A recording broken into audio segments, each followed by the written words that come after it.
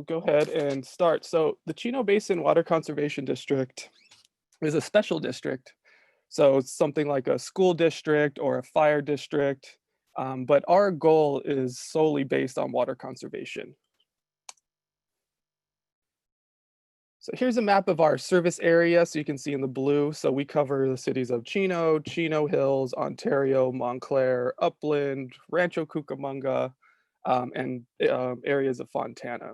So we have quite a large service area where we can help with multiple things with water conservation.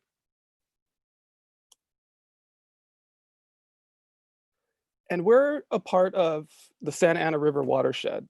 So a watershed is a large area where water tends to flow to one central river.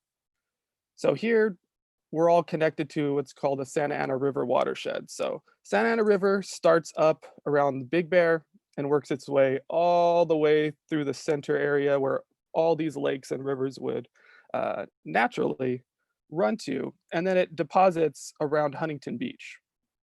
So one of the cool projects that we do K through 12 teaching, and every summer, fortunately not this summer, but in the summers past, we would take students in between 5th to 7th grade, and we would do projects at the upper part of the watershed, the middle of the watershed, all the way down to the beach is the last day, which is the funnest day.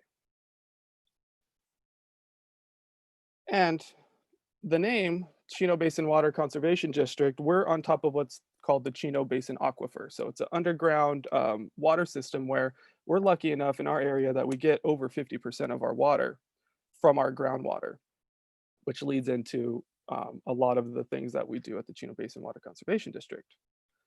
So here's just a quick diagram of what that looks like. And so our mission, again, is threefold. So demonstrate. So we have a beautiful garden. So it's about a 4-acre demonstration garden. We have a park with water-wise trees and beautiful examples in our demonstration garden of things you could do on your landscapes, things that different scenarios. So that's not open to the public as of right now, but in the near future, we hope to be able to bring everybody in and so you can see the wonderful displays of drought tolerant and native landscapes.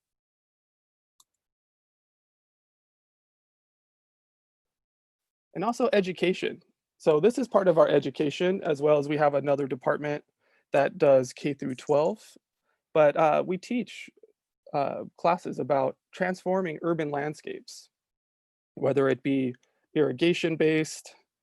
Like here, we teach classes for professionals as well as homeowner workshops like we do. Hands-on demonstrations. So this class, being at irrigation, and is typically a class that is very hands-on.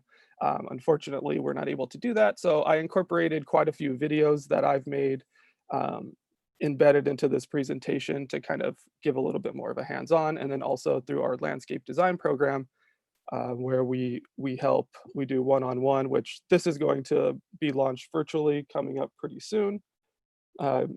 This will be where we help somebody design their landscape in a very water efficient way. And then web resources. I'll talk about this at the end as it ties into part of this presentation, but our website, inlandvalleygardenplanner.com, or sorry, .org, has about 400 plants that are locally adapted to our area. We'll cover that at the end. So last is percolate. So naturally we have very minimal runoff, and what runoff from storms, natural runoff, we would get a lot of infiltration into the soil. Water would then percolate down below that soil to underground aquifers, in our case, like the Chino Basin. But now that we've urbanized we have a lot more runoff. And that's due to shallow infiltration due to a lot of hardscape, minimal amounts of deep-rooted plants where the water can absorb into the soil. So we have a big change in urban runoff. So many of you have seen these storm channels. So these are channels that are taking that urban runoff, and these channels run to larger channels or to a dam. This one in particular is right next to our campus, and this runs to Prado Dam. But also, we use that water, and they go into what's called our percolation basins. So Chino Basin Water Conservation District, we have 8 basins. So these are like large, they used to be gravel pits, so large pits that you might see driving along the 10 freeway. Our Montclair number 4 here is connected to our, this is connected to our campus, and there's a daisy chain of Montclair 3, which is on the north side of the 10. Number 2 is on the north side of that, and number 1. So they all spill over consecutively. And what we're doing here is we're actually capturing not only the storm runoff, um, but anytime it rains, we're able to use those channels and get water from Northern California and fill these up. And what these basins are doing is percolating that water into the Chino Basin aquifer. So just to give you an idea, a little bit of context, so our Montclair 3 and 4 combined, when full, that's about a little over 47 million gallons. So total storage is roughly about 500 million gallons of water if they were all full only one time. And throughout the course of the rainy season, we get quite a bit of surges of filling and not filling of these basins. So we percolate more than that. So just to give you an idea, a family of 4 uses about 124,000 gallons per year on average. So just by trapping that water, we're able to have a lot of families, replace what a lot of families use over the course of a year. And so a lot of work is done in our community. So again, we do K through 12, so we work with students, we work with higher education, grad students, families, we have wonderful festivals, working with homeowners, whether it be a workshop like this or our one-on-one programs, commercial and industrial, we hold symposiums, we also teach professionals, public sector, and nonprofits. So very much we're connected to our communities. And so to give a little bit of context, I give you a little bit of my background. So who am I and why am I talking about irrigation? So I completely blame my parents. I've been in the landscape industry for over 15 years now. It's the only job I really had. My parents have either worked at landscape companies, large scale, small scale, and now own their own landscape company. So landscape is just something in our family business. Just to give some proof, it's a picture of me being all dirty and right. So I've installed irrigation systems, landscapes, trees, tree trimming for the course of, like I said, over 15 years. And once I started really getting into it in my early 20s, I learned about certifications and taking webinars like this webinar we're going to today, and it really inspired me to really push my education on landscape and irrigation. And after that, for 3 years, I was an instructor for Irrigator Technical Training School. So I traveled all over California into Arizona. This was a group in Arizona where I was there for a week teaching. We had this huge trailer and a lot of parts. But I guess always I've just been a tree hugger at heart. So landscaper till the day I die. So the reason why we're here today, so we're going to talk about irrigation.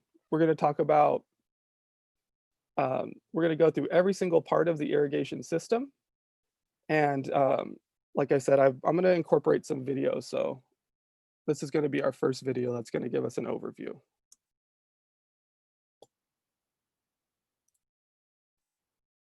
Today I'm talking about the basic parts of a sprinkler system.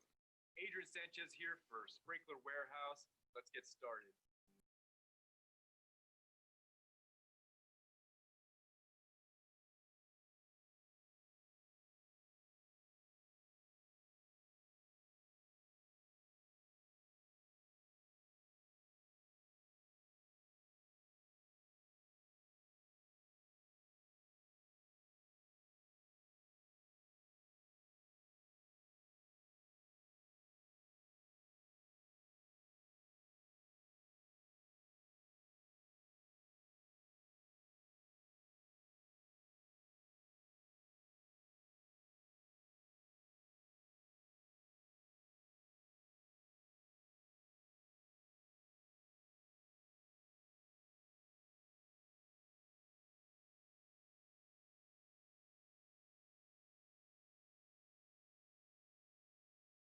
It tells the valves when to open or close. Each valve controls a group of sprinklers. Each group is called a zone or a station. When the timer reaches a start time, it sends a signal telling the valve to open. The valve opens, releasing the flow of water into a zone. Okay, it seems that the audio wasn't working. Let's go ahead and restart the video. Sorry Today about I'm that. talking about the basic parts of a sprinkler system. Adrian Sanchez here for Sprinkler Warehouse. Let's get started.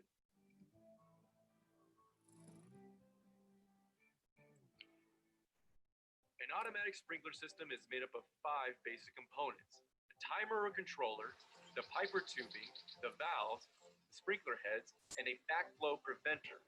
Let's start with the water flow. Your water source, whether it's a pump, well, or your local water utility, supplies water to your main line. The main line will branch off to your business or residence and to your irrigation system. PVC pipe will carry your water to a backflow preventer. The purpose of the backflow is to prevent water that may be contaminated inside your sprinkler system from flowing back into your drinking water. It's also usually where you shut off the water to your irrigation system. From the backflow, the water flows through your pipes to the valves. The controller, also called a timer, is the brain of the sprinkler system. It tells the valves when to open or close. Each valve controls a group of sprinklers. Each group is called a zone or a station. When the timer reaches a start time, it sends a signal telling the valve to open. The valve opens, releasing the flow of water into a zone. Water flows through the pipes to the sprinkler head. The water pressure activates the sprinkler heads in the zone, and they begin watering. When the end of the runtime is reached, the timer sends a signal to tell the valve to close. Once the water stops entering the pipe in the zones, water pressure inside the zone decreases and sprinkler heads disengage. The process repeats for each zone in the system. You'll use PVC pipe anywhere in line before the valve. That means from your water meter to where you branch off to your irrigation system, to your backflow, to your valves. After the valve, you may use either PVC or poly tubing, also called buddy pipe. Pop-ups hide underneath the ground until the zone is activated, while shrub-type sprinklers are fixed on shrub sticks. Pop-ups are used for lawns and low-growing flower beds and ground covers. Shrub-style sprinklers are elevated about the level of the plants on a shrub stick. This allows the sprinkler to spray over the plants and shrubs. Rotor-type sprinklers use a rotating stream or multiple streams to water the lawn or plantings. They are typically used to water areas over 15 feet in width. Sprays send a fixed water pattern, not unlike a shower head. Sprays are typically used for smaller areas. Remember, Sprinkler Warehouse is everything for your irrigation needs, so your trees, lawn, flower beds, and gardens are lush.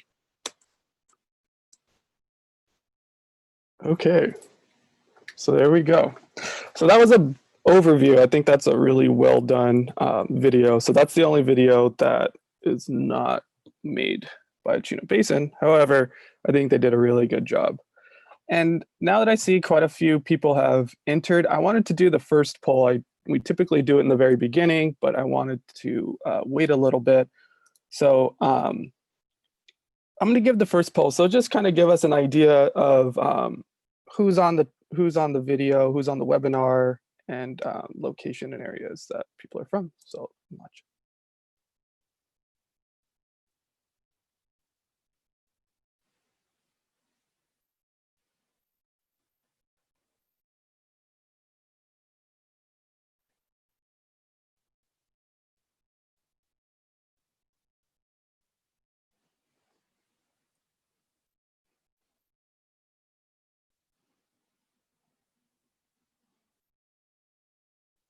Thank you. I see a lot of people are chiming in. Appreciate it.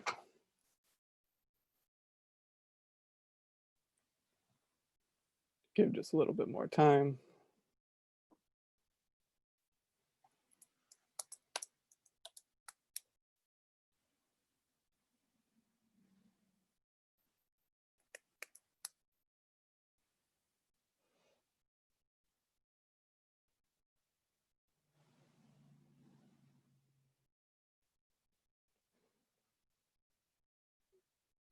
Okay, looks like we're there. So Let's see. So majority of people are just watching by themselves. Answered question number one, not surprising. A couple people are multiple people on one call. Um, and 20, so a large majority of people have been to one of our workshops or programs before. So thank you for returning. And it seems like we have some new participants. So welcome. And a good span of LA County, Riverside County in our service area. So thank you everybody for answering those questions. We use that for metrics that we have to do reporting on. So thank you all very much. So irrigation layout. So the video covered a lot. So I just wanted to cover, we're going to cover everything individually with examples and what they do and how to do the repairs on them. But I just wanted to quickly go over. So we have the irrigation controller, which is the brains that tells the irrigation system, the sprinklers, the drip line, whatever we have connected to that, when to come on, what day to come on, how long to come on. And we have the water meter, which is the connection to the public utility.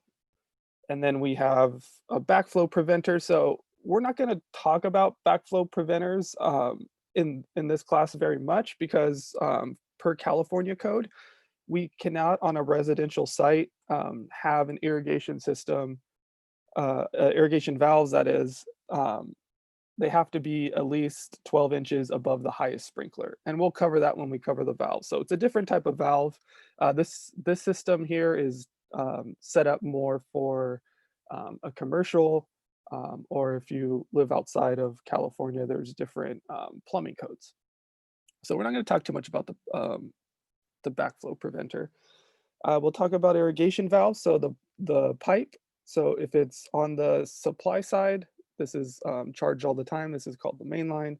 We have the irrigation valve and then the sprinkler side, basically. So these are called our lateral lines. We have rotors. We have regular pop-up sprays, and then we'll also cover drip irrigation.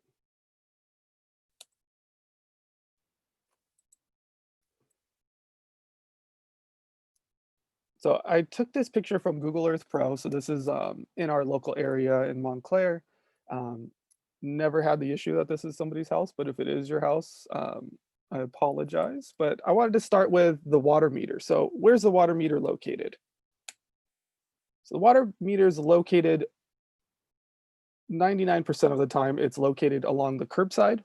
So this is going to be where you tie in. So you have one side, which is connected to the municipal or the city side, and then any amount of water that goes through the meter, the dial turns, and that's what we know how much we need to pay. So what does it do? So the water meter measures the volume of water used at home or business, and it's usually installed, owned, and maintained by the water supplier. So in our service area, I know for a fact that the water meter is owned by the utility, but this can vary. So that's why if you have any issues or if you open your water meter box, they say do not touch it.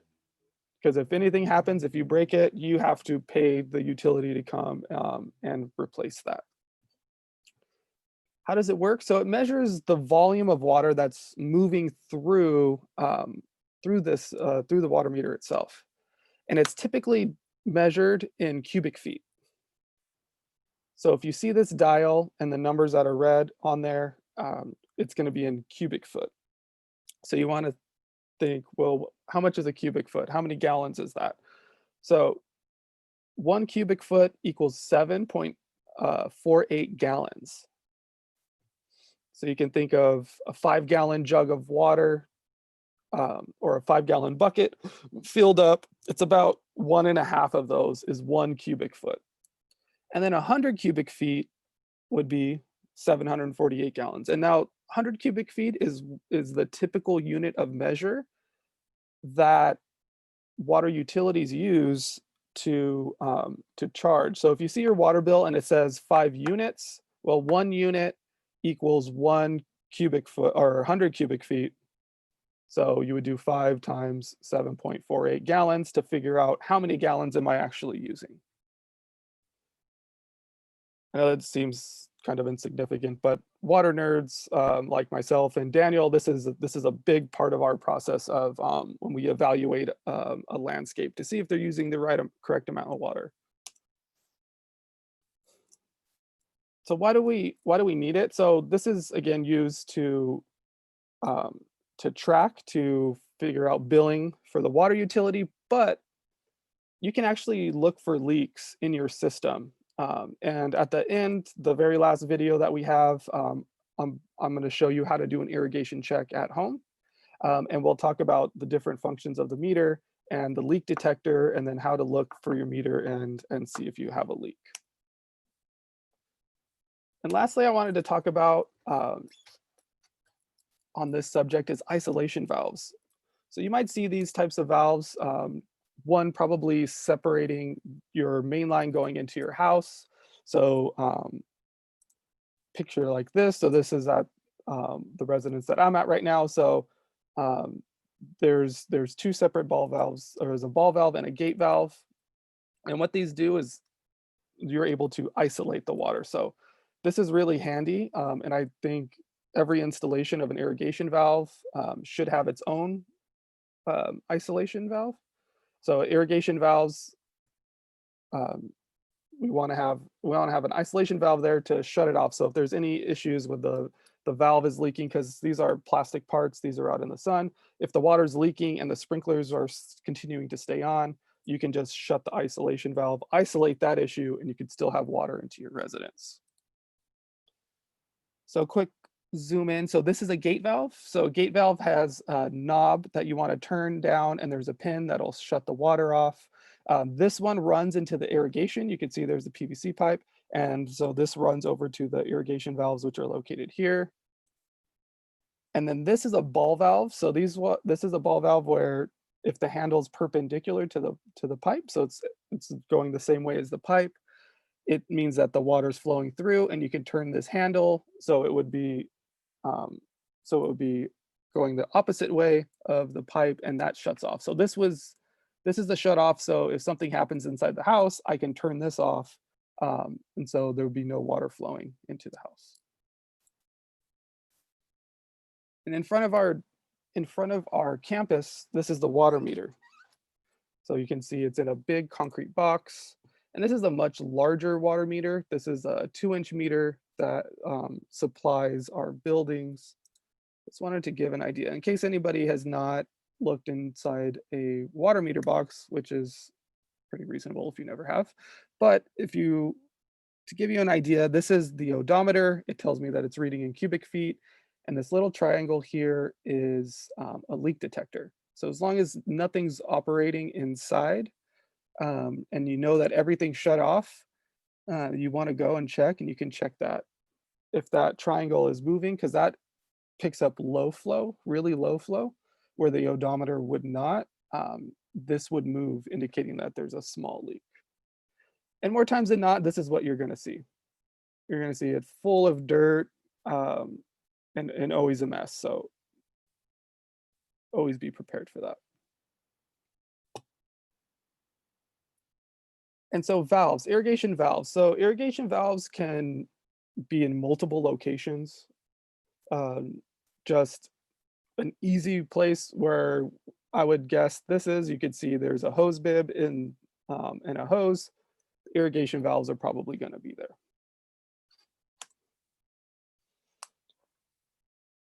So earlier when we were looking at the overview, I said that plumbing code in California requires outdoor irrigation to have outdoor home irrigation. We don't have to have a backflow, which is a good thing. Backflows are pricey and they need to get tested once a year. So instead, we're able to put what's called an anti-siphon valve. So this is the majority of the valves that you would see at a home residence. So the reason why this works, so the backflows prevent water from going back, contaminated water going back into the municipal system. So these valves have an air gap. So the secondary part, so we have a normal irrigation valve, and we'll go over the parts, but it has an added anti-siphon part. So this allows air into the pipe when the irrigation's turned off. There's a little float valve here, and this falls down, allowing air into the system. So if there is a siphon, so a siphon meaning the municipal supply line would drop in pressure, or let's say there's a fire nearby and the fire truck hooks their huge pump up to a fire hydrant, they drop the pressure in the main line, all the water is going to shoot backwards. Now, this irrigation system allows air into the pipe, so a siphon can't happen if it's open to atmosphere is what it's called. But basically, there's air that's allowed in, they can't siphon back. So I don't know if anybody has had a straw. A basic example is if you have a straw that has a crack in it, or there's somewhere where you're trying to drink through that straw, and there's air coming into it. It's really hard to have a good get a good drink out of it. So that's because there's air creating a suction. And then also these irrigation valves need to be 1 foot higher than the highest use of water. So if you have sloped areas, and I have an example of a valve that I installed where it ran really, really high up onto a slope, and I had to put one of these vacuum breakers way up at the top so that water won't be able to come through that. We'll cover that. Okay, so irrigation valves. So what do they do? So basically, this is a really fancy on and off switch for your irrigation system. So it limits the flow of water from the main line to the sprinklers. And typically it's controlled by an irrigation controller. So that's why you see there's always wiring. We have to connect these wires to the irrigation controller itself. Or you can do it, there's also manual valves. So they're not electronic. A lot of times they're brass. You can just turn it, open it up, have the irrigation system run. So something to know is a grouping of valves is called a manifold. So if you have more than one valve, that's considered a manifold. That's why you see on your residence, you'll probably see a grouping of like 3 to 5 valves in one area. And then if you have irrigation in the backyard, you have another grouping there. And this electrical system runs off a 24-volt AC. So 24 volts go from the irrigation controller to these solenoids, which activate the valve. And this technology has come a long way, but there are DC latching solenoids, which are basically battery-powered irrigation controllers. So some of them could be the size of your phone. It works exactly like a regular irrigation controller, and what it does is it uses a battery. So you have to have a different solenoid because batteries can't deliver 24 volts. So they're called DC latching solenoids. And those come with, the solenoids come with the battery timer when you buy it.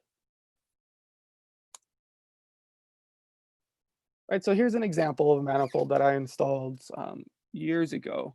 So these two here are drip irrigation valves because they have a filter and a pressure regulator, which we'll cover. But this one here was the one that ran all the way up on the slope. So you can see this is the only valve out of the 5 that doesn't have the anti-siphon portion on there.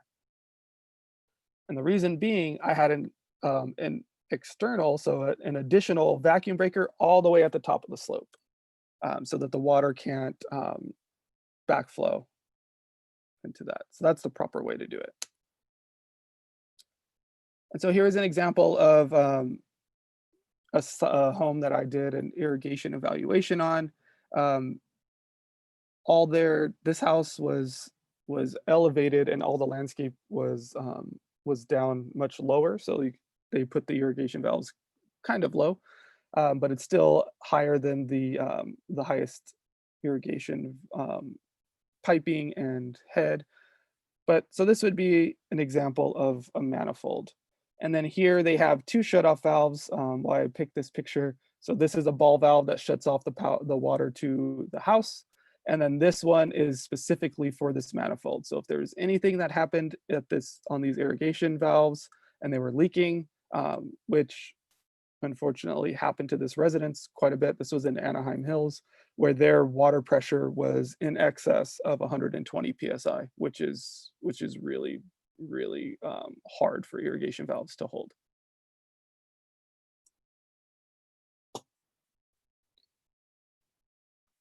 And so the anatomy of the valve. So what are all these parts that make up a valve?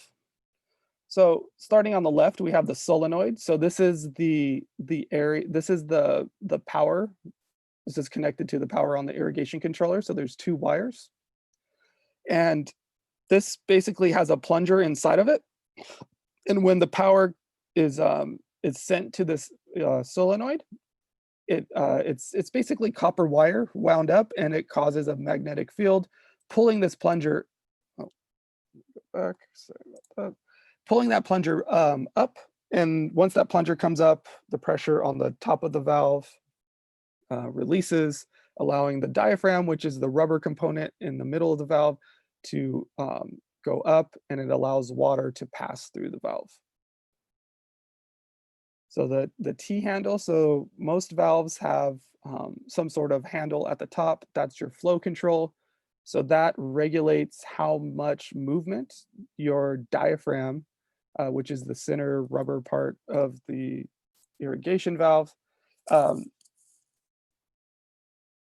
flow control, limits how much or how little the water flows when the valve is open. The bonnet is the upper part of the valve. The body would be the bottom part of the valve. So they're usually attached by screws or nuts on bolts. So that's going to be the separation between the body and the bonnet. And then there's going to be the diaphragm, which is the moving component of the valve.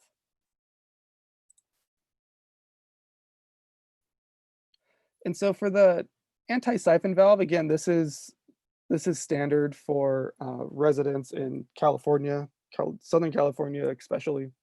It has the same components. So it has the left portion in this picture is the valve. So it still has a solenoid, flow control, bonnet. Everything's the same. The body's the diaphragm's in the center. It's the same exact valve, except it has, after the valve, that anti-siphon component, which again allows air into the lines so that water cannot be siphoned.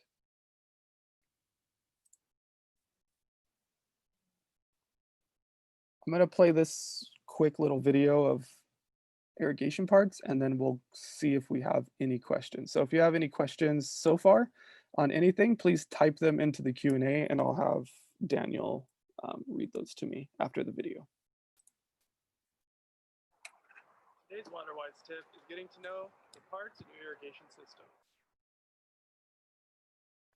Now let's look at our irrigation system.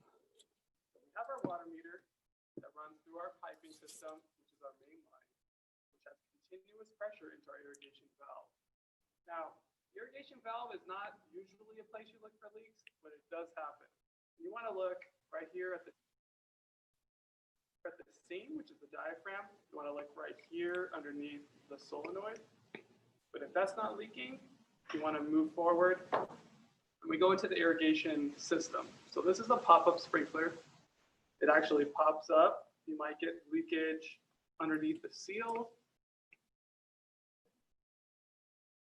The nozzle might actually leak, and as we pop this up, you can see up at the top, you can have leakage there.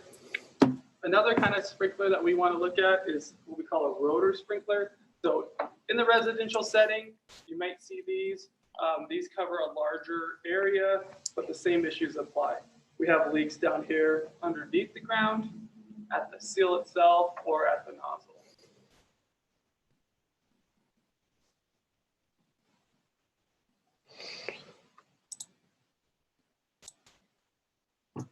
Okay. So let's see here. Daniel, do we have any questions?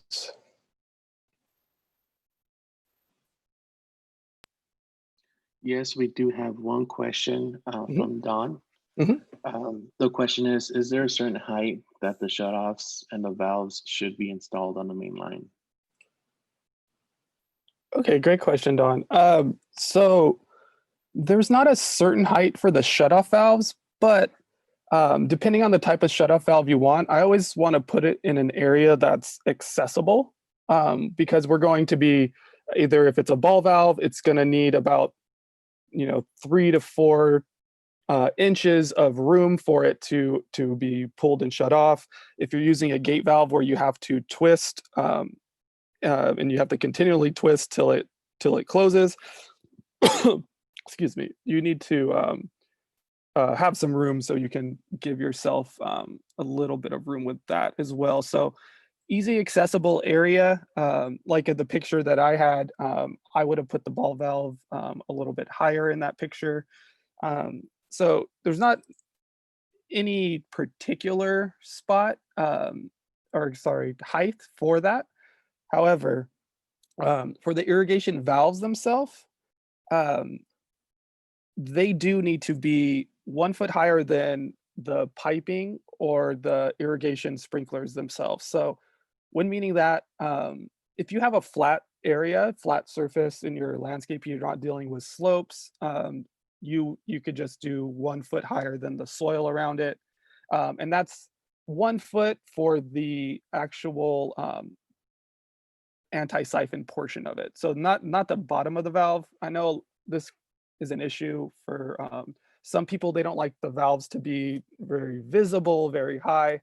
Um, but so minimum is going to be a foot for it to be up to code. And so what that's going to do is going to protect you, because irrigation is seen as a high hazard activity in the eyes of the state, and that's due to the normal practices. I'm sure everyone has their own practices. However, we put fertilizer, pesticides in some cases, things like that on our landscape, and that could be siphoned through the irrigation system into your home and possibly into the municipal system if there is a siphonage happening. So that's why we want to install it 1 foot higher. So hope that answered your question. Anything else, Daniel? We could. And Yes, we do. I was going to Go. say, if anybody has any other questions throughout, please put them in the Q&A. I'm going to have a section where we're going to take a break. So anytime, and we'll keep doing that. So what's the next question? The next question says, I bought a house with a DIY system, also known as Home Depot, rather than professionally installed. Should I look for the same basic components, or do you notice different things with a DIY system? Okay, great question. Yeah. So, um, so one of the services that Daniel and myself, um, well, right now we're on hold for reasons, but is we do home evaluation. So anyone in our service area, it's called our landscape evaluation and audit program. And what we do is we go to homes, to residents, and and we evaluate their system. So we run everything. So the reason why I bring that up is the majority of the homes that we see, and I mean this picture here, these are Lawn Genie irrigation valves that are from Home Depot. I've used products from Home Depot to install you know things for friends or like that. The only thing there's nothing wrong with that. If you get a more professional grade, let's say valves in this instance, it will last longer in the long term, because again, these are plastic components, depending on your pressure and you know the sun exposure and things like that cause them to malfunction. However, um, I guess it comes down to if it was installed properly. It doesn't really, the material does matter, and we'll talk about different materials for pipes and for valves. but as long as there's coverage and the irrigation is put out or spaced properly. Well, I can talk a little bit about spacing when we talk about sprinklers. So not necessarily. Um, I don't know if that really answered your question, but I guess it really depends. So at the end of this presentation, I'll have my email. So if you have concerns, feel free to email me, and we can look at some pictures and probably give you a better answer. So I think, sorry if that didn't really answer your question, but there is nothing wrong with getting parts at Home Depot and installing those. We do have one more question, Brandon. The question is, what is the estimated life on the valves? Oh, okay. Estimated life on a valve. So again, it's it's kind of like a non-answer, but it depends. It greatly depends. So typically you and and again, if it's installed correctly, pressure is an issue. I know some areas, even in our service area, we have high pressure issues. So these irrigation valves in particular, the higher pressure, so anywhere, so 75 psi is like a normal, it's a little on the high side, but that's kind of like what they design these to withhold for a long time. Where some areas we're looking at over 100 psi in areas in our service area, like Chino Hills or some areas of upland where they're more foothills where water needs to get pumped up. Um, so irrigation valves, I mean, they could last anywhere between 5 to 10 years. I mean, the different types of material will last longer. So brass valves, like in the picture that I had before, those will last like these ones here. So these are brass anti-siphon valves. These valves have been installed and they've been there for almost like 25 years, close to 30 years, probably 30 years now, because I haven't been there in a long time. And you can see they replaced just the top portion, the valve portion on this one, but all these other ones last quite a long time. And this is a really high pressure area. So that really depends. But if it's installed properly and there's not the highest pressure, irrigation valves can last quite a long time.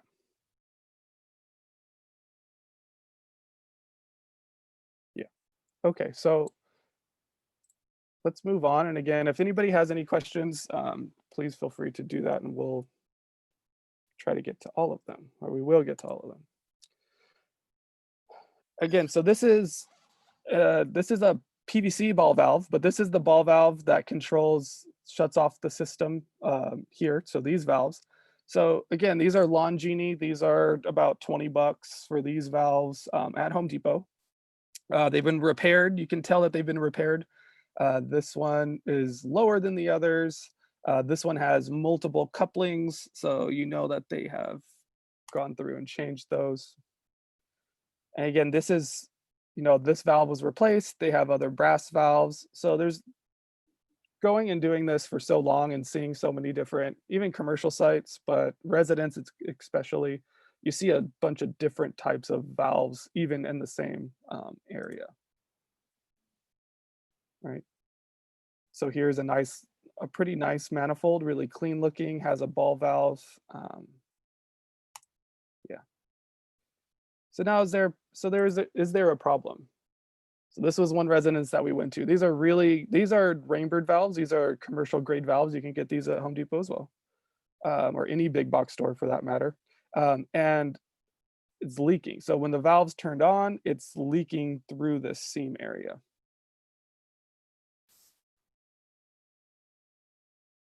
See that? So they do leak. So moving on. So now we're getting into irrigation pipe. So where's the irrigation pipe? underground, right? We don't see it. One thing in my experience being a contractor and doing this for so long that I always was in awe of someone that does landscape lighting, and I'll tell you why. So when I do a, let's say I was doing the landscape at this house here, and I was doing the irrigation. I'm bringing a truck full of pipe, full of fittings, the controller, the valves, the sprinklers, swing joints, glue, couplings, all this stuff I'm bringing, and I'm just digging holes and I put it. Where does all that stuff go? Well, it goes underground, right? Can't see it. I bury my work. All they see is I'm like, okay, we're done. And I want to show them what I did. I turn on the controller, the sprinklers come up and they spray. And I've spent, you know, hours installing this. And then there's the landscape contractor, the lighting contractor that comes in, plugs in a couple lights, puts the lights on the tree, puts the lights on the shrubs, and they work for maybe an hour, maybe 2 hours, and then they say, "Hey, come here, let me show you what we did." And they turn on the lights and they're like, "Hey, honey, come out here. You got to check this out. This is beautiful." I was always I was always jealous of that. Nobody cares about the irrigation, but without the irrigation, we have no plants. That's my rant.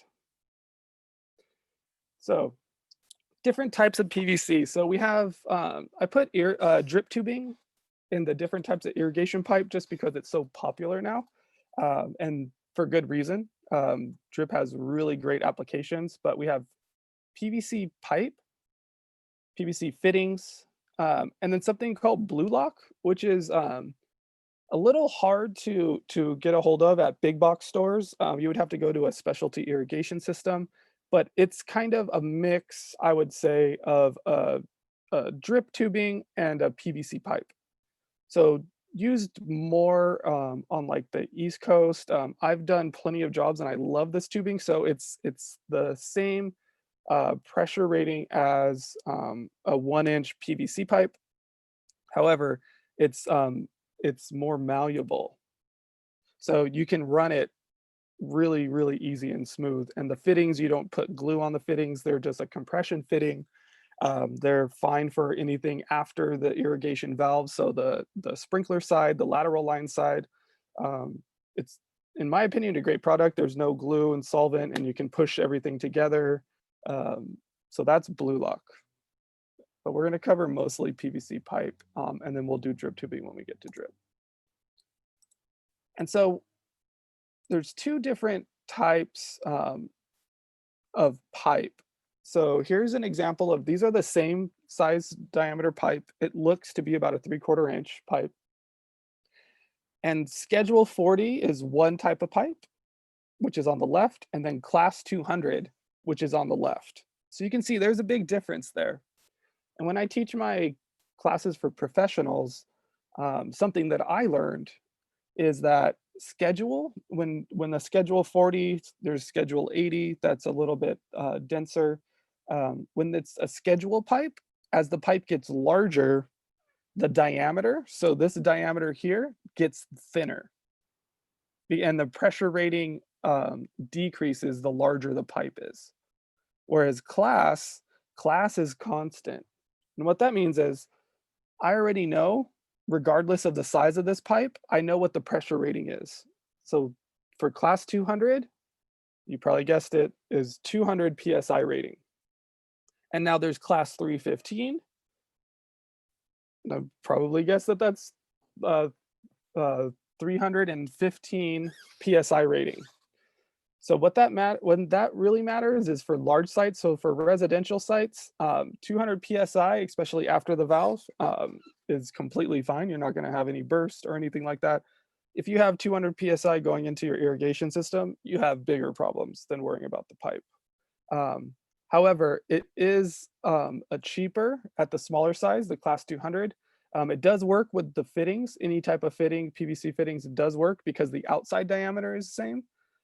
However, the Class 200 tends to get more brittle over time.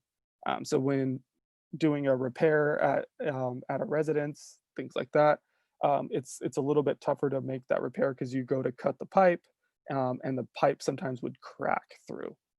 So if you can, if it's in your budget and it's not extremely more expensive, Schedule 40 will last you a lot longer when we're looking at pipe for the small sizes. So I think not that you need it, but the PSI rating for a Schedule 40, I believe, don't quote me on this, but it's somewhere in the range of like over 400 PSI. A little overkill, but when you go to make a repair, the pipe tends to not crack.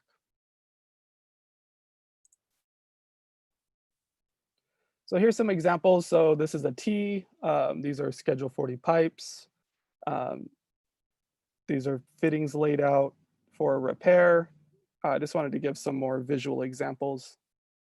And this is Chris. So this was when I was doing my teaching. I used to teach for the California Conservation Corps. And I would go up to Auburn, California, which is up by Sacramento, between Sacramento and Tahoe. So beautiful area up there, mountainous. And I taught there was about 50 of the kids. I did 2 groups, and I taught them how everything from like gluing pipe, we installed a whole entire system. So this is a big filtration system because it's well water that we're using.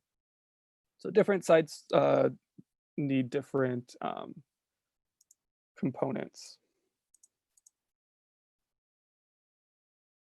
So for parts of the irrigation system, again, we have the PVC pipe, we have the fittings, and then we have glue. So there's a lot of different solvent glue on the market. Any big box store, you can go pick these up anywhere. Christie's and Weldon seem to be the most readily available, and they both work just as well. And I have a short little video on gluing and the precautions to go with that because it is a solvent. So again, is there a problem here? So here's the first one. So this was a HOA that we were doing an evaluation on, and there were a lot of breaks, piping breaks. So this was just about 2 minutes of running of the irrigation system being turned on. We can see there's a ton of flooding, massive breaks, which can waste a lot of water. But not only that, property damage. You know, if it's a cold morning and there's a little bit of frost, and you can see all this water here, it could ice up if you come out, or even just over time, algae buildup, things like that. So it's not just about saving water, it's also about safety and property damage. This break was so great that it was actually fountaining up.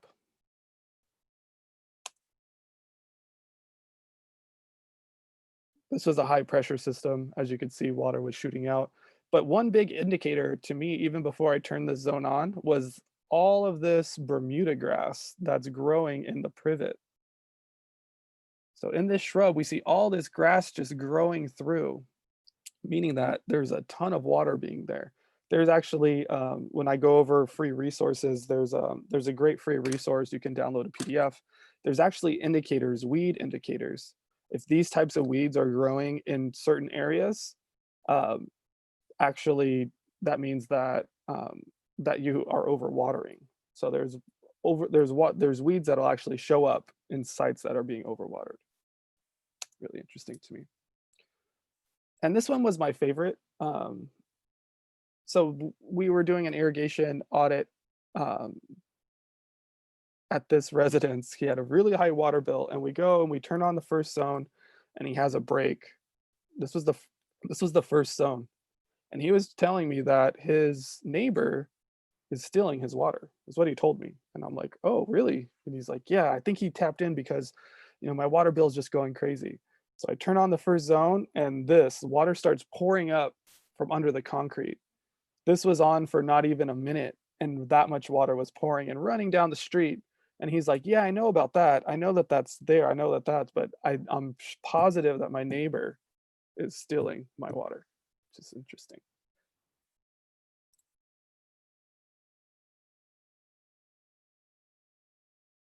Okay, so let's watch this about, so in case you have that issue, this is a quick little video of the tools you need and how to repair irrigation pipe. PVC pipe. Just like with every job, we need to have the proper tools. So for repairing PVC pipe, we need an irrigation saw, a pair of PVC cutters, a tape measure to measure the pipe that we're going to be replacing. And in particular, when dealing with PVC pipe, we need to use a PVC primer. I have two separate types of glue here. This one is glue, and this is clear glue. Both do the same thing. Most important of all is your personal protective equipment. So you need a pair of safety goggles. Since we're using a solvent, you want to wear some sort of leather or rubber glove.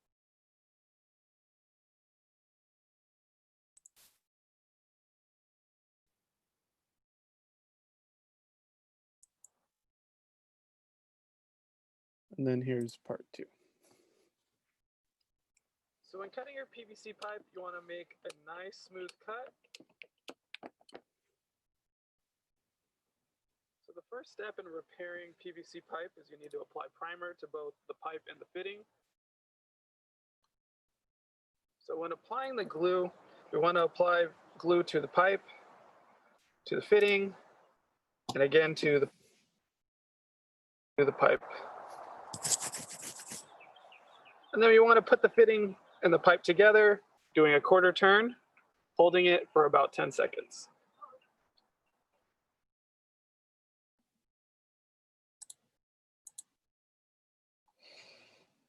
Okay, so with that, let's take our first 5-minute break. Refresh your coffee or use the restroom if you need to. And if there's any questions so far, I saw somebody that 2 people said that the volume was low. I turned it up towards the end? I hope that helped out. Thank you for your feedback. It's the first time I am doing videos with this. So let's take a 5-minute break. We can return at 10:06 and we will continue to go. And if you do have any questions or comments, please feel free to put them in there and we can answer them before we start. Okay, so let's get back at it. Looks like we have one question before we start. Daniel? Yes. So this question is, when using Christie's glue to repair PVC pipe leak, how much time should you give the glue to dry before testing the water line? Okay, that question's from George. Thank you. That's a very common question we get. So if you read the glue, it depends on the glue also. Again, it's always these non-answers, right? But like the Christie's Red Hot glue is one that dries really a lot quicker. But I typically give it a good couple hours. But it depends on what side. If it's on the main line, so like if it's something that's going to be pressurized continuously, I would let it go overnight if you can, but a minimum of 2 to 3 hours would be typically you're in the clear. But I mean, according to the label, it says 30 minutes. I haven't had any issues with things coming apart. The only time I wouldn't say the only time, but the only time running into that issue is like on a large size pipe, like a 2 or a 3-inch pipe on a main line, and the glue not really setting properly and having a little bit of slippage, which leads to leaks. So for residential irrigation, the size of a 3/4 inch, possibly a 1/2 inch, or a 1-inch pipe. If you're using the brand Christie, the blue glue, you'll be good in a couple hours to pressurize. So I hope that helped. We do have another question, Brendan. And another thing I would just add to that previous question with Christie's glue would be, it all really depends on temperature and humidity as well. Yeah. That's a good one, yeah. If it's yeah, awesome. So this question, the next question, is actually a really interesting one. And it says, in one of the houses I work, there is one of the stations I cannot find where it irrigates. Neither does the owner. It has a time running for 20 minutes. I do not want to change the time. Could you give some advice? Interesting question. A mystery valve. Okay. So yeah, that's a really interesting question. You got me thinking, which is good. It's a good thing. Okay, so I think the best place to start there would be to turn on every other valve, and then either, depending on your level of interest, either draw a map of the site or just write a note, like turn the first one on and you say, oh, let's say it's front yard near the, the bedroom, something like that. And then go systematically through the system. And if every system, every area I want to say is covered with the valves that you have, it could be possible that that irrigation valve is just capped off after. Meaning that maybe they did put one extra one in just in case if they were thinking about expanding the landscaped area or adding one for, let's say, fruit trees by themselves. That could be a possibility. Um, so, so I would start there because I've seen that happen before. Um, and then also, I've had issues where there was just one valve and it was literally just a cut pipe underneath, and it would just be leaking water underneath when it was running. So it really wasn't doing anything. And this is common when sites are retrofitted. So like if you have two valves that water this large area, um, and then you consolidate those two valves to one because you want to do drip, because drip can cover more area than a spray zone. There will just be one valve that's not being used. So that's a possibility. But going through and making sure all the landscape is covered by the valves that you do have, um, it might be a valve that doesn't even water anything. Or the second option is take the time off of the irrigation controller, and then see if anything starts to brown up.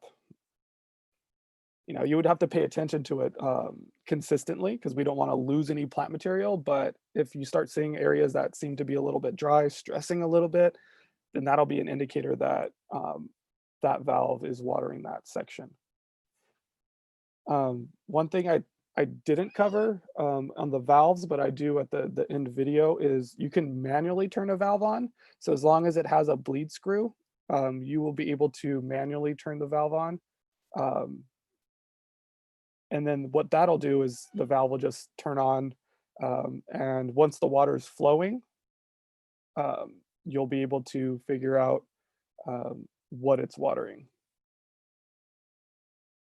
Well, now that I think about it, you can also go to the water meter, look at the water meter, either take a picture or have somebody watch the water meter, and then turn that valve on for the 20 minutes, or if you can manually turn it on for 5 minutes, and see if that water meter is spinning. If the water meter is not spinning, then the valve doesn't water anything. It's just a valve and it's probably capped off. So those are a couple different options.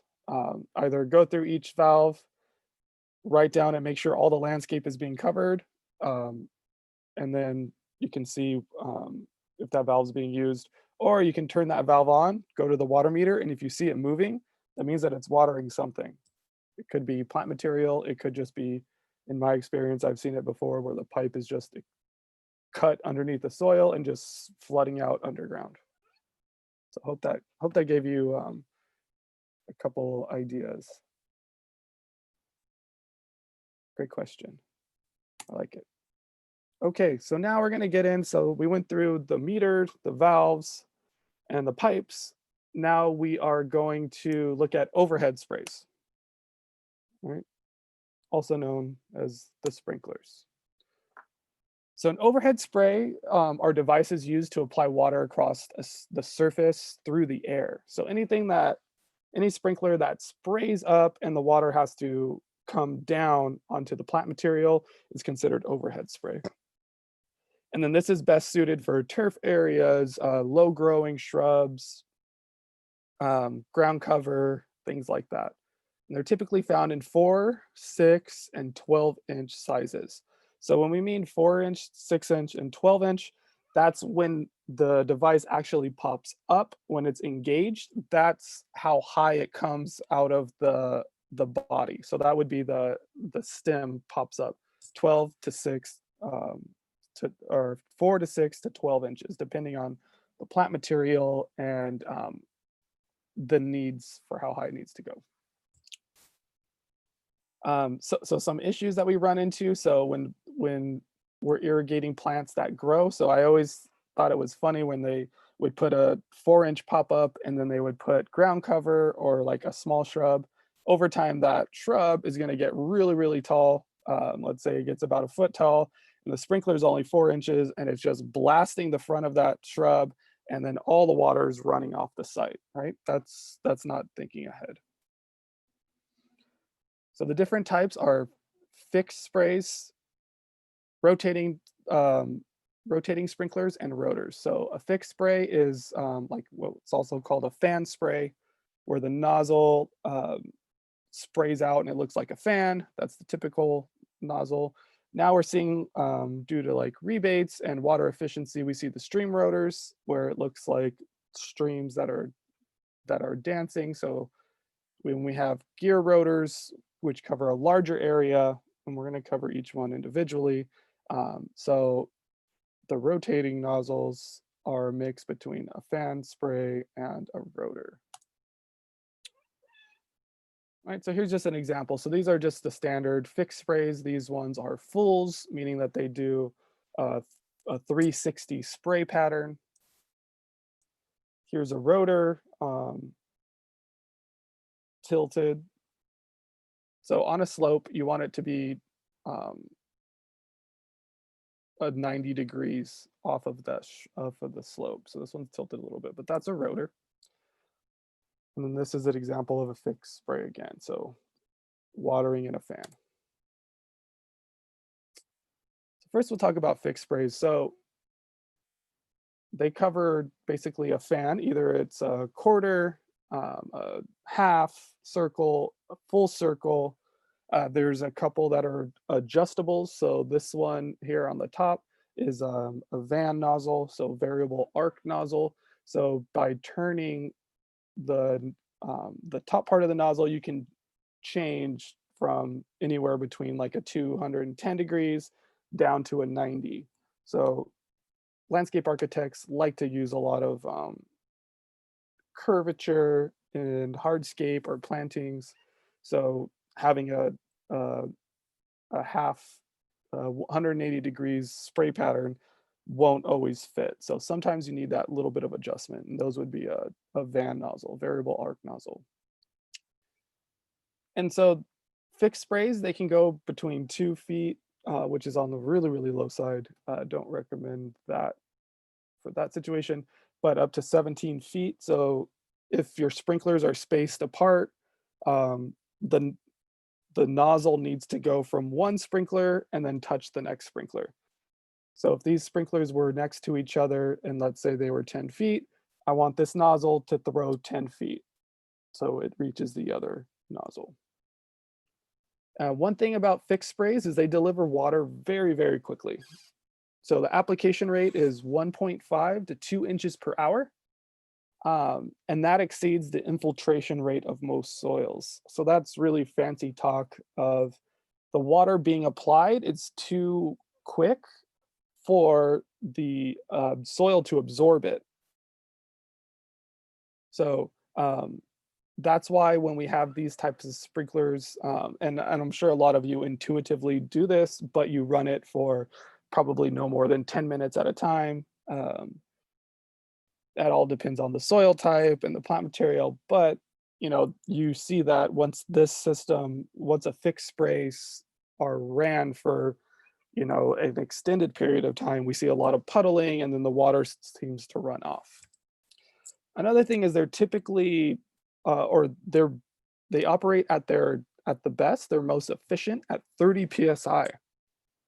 I know I talked about psi a little bit. So that's the pressure, the water pressure. And typically our systems are around 70 or between 50 and 100 psi, which is far greater than 30 psi. That's why I'll show you some examples of what's called misting. Misting is when the pressure is really high, and these fixed spray nozzles basically cause like a fog. So we want larger water droplets in a nice even stream. So the state of California mandated starting in January, this past January, that all the new irrigation, the pop-up sprinklers have to have a pressure regulated. It's a component of the sprinkler, so they have to be pressure regulated at 30 psi. So you can't buy just the standard one. So it's just on the bottom orifice, there's a little pressure compensating component that doesn't drop the pressure in the system, just the water passing through the sprinkler drops it to 30 psi. It's really interesting. So getting into rotating nozzles. So after this, I have a quick video that shows, because typically what I do when we do this workshop is I have everybody walk around the campus and I turn on a bunch of zones and we do a lot of touch and feel and visual. So I put a little video after this of just one of these sprinklers running. So this one, it applies water much slower than a fixed spray. So that's allows the soil to absorb it a lot easier. Also, it puts out large water droplets. So it eliminates the misting effect of a fixed spray. And so that's why it's proven to save water. So one thing to think about, there are rebates available. The last time I checked, we still have an availability in our area of $5 per nozzle. So these nozzles are expensive. They're about, I want to say about $7.50 a nozzle. Does that sound right, Daniel?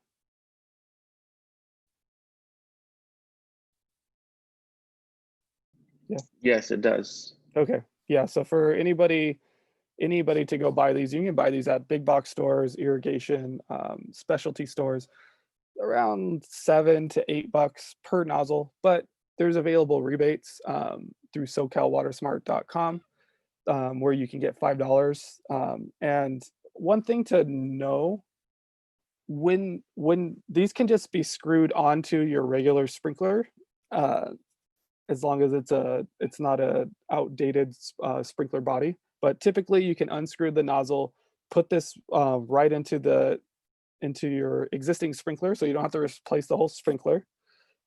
However, you do need to run it for a longer period of time because it applies water much slower. So keep that in mind if you are going to do this. But whenever I manage or work with anybody that has turf, I always suggest and usually install this type of sprinkler because it delivers that water a lot slower, and it allows the water, most of the water that's put out of the sprinkler actually gets into the soil, which is another added benefit. And one thing I would also add, Brandon, before we go into the video, is that for optimal performance, you would definitely want to have a, recommended, not needed, a pressure regulated pop-up at 40 PSI, because a lot of pop-ups are pressure regulated either at 35 or at 45, if I'm not mistaken. But again, optimal performance at 40 PSI.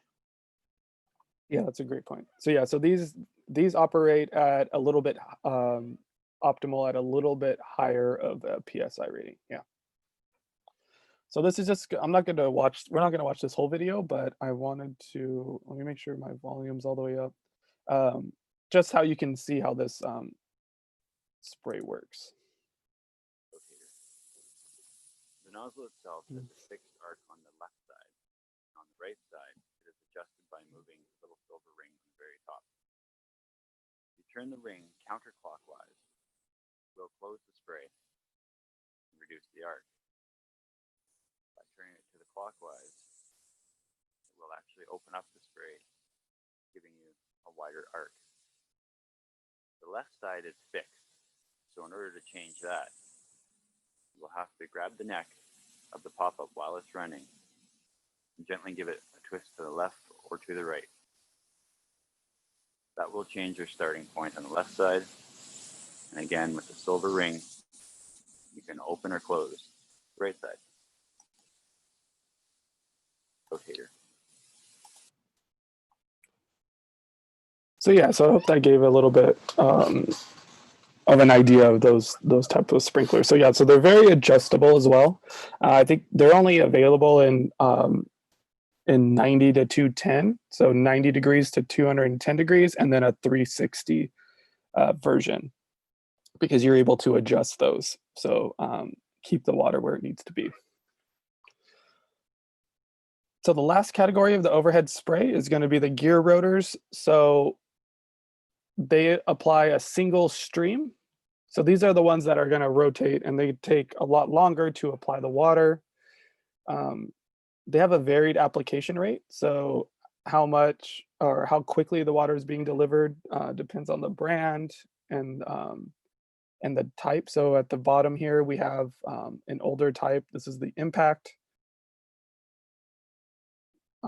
And this one applies water more quickly than the standard gear rotor. And their operating pressure varies, so they can handle more pressure to work optimally. So.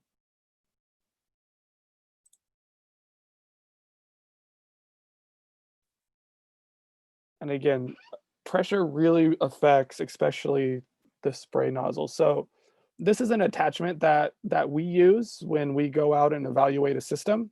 We basically unscrew the nozzle, we screw our connector, our T with the pressure regulator to the stem, the valve stem, or the sprinkler stem. And then the nozzle screws to the top part. And then we just run the system. And this gives us a PSI rating. So this valve was regulated at 50 PSI, and that's exactly what we saw here. It's a little bit above 50 PSI. So is this working optimally? Maybe not, because 30 PSI is most optimal, but 50 PSI is a decent pressure rating. This was at a large park for one of the evaluations we were doing. So we do this multiple times to kind of get an idea of the overall PSI rating.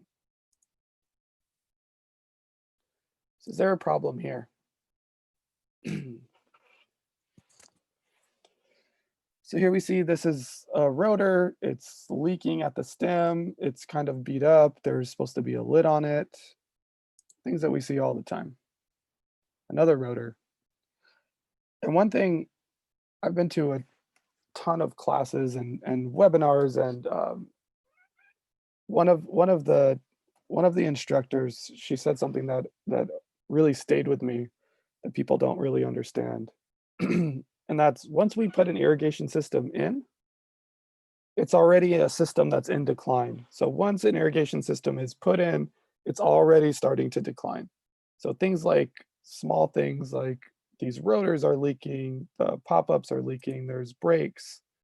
You know, this one here was leaking a ton. You could see water's foaming. There was so much pressure in the system. It was leaking. But these are things that are going to happen. These are things that we need to look after. So it's not necessarily that people are doing a bad job because there's broken things. It's up to everybody to be conscious and to look for these issues and fix them. So this is an example of high pressure on a fixed spray. You can see there's just misting all over the place. the majority of this water is not landing on the surface here, the soil surface, or it's not being beneficial to these plants. It's drifting off, it's being evaporated. It's that's the issues that we run into when we have high pressure.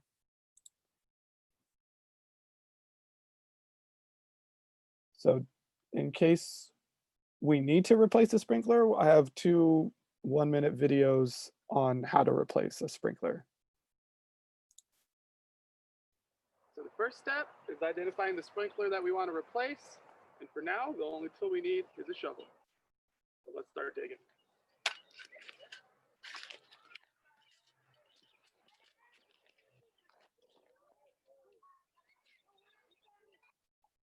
All right, so now that our hole's dug, our sprinkler is easily accessible.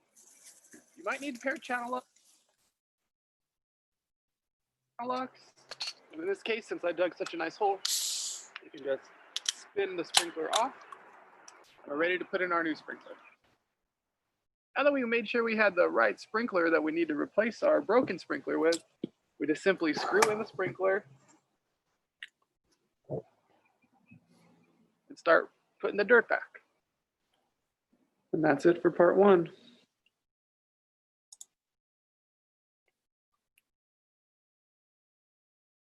Hi, this is Brandon with the WaterWise Community Center. This is going to be part 1 of a 2-part series on. Oh, let me go to part 2. Sorry about that. One of the important things while setting our sprinkler back is to make sure we compact the soil around it. Make sure that the sprinkler is up straight. The sprinkler that we installed has a flush cap. Flush caps are great. They allow us to run the system, get out any debris, anything that might have got into our line when we're making the repair. Last step, removing the flush cap. And I just took the nozzle out of our broken sprinkler because the nozzle's still good. Simply screw the nozzle in. And so that's it. Thank you for watching this 2-part series on how to replace a sprinkler.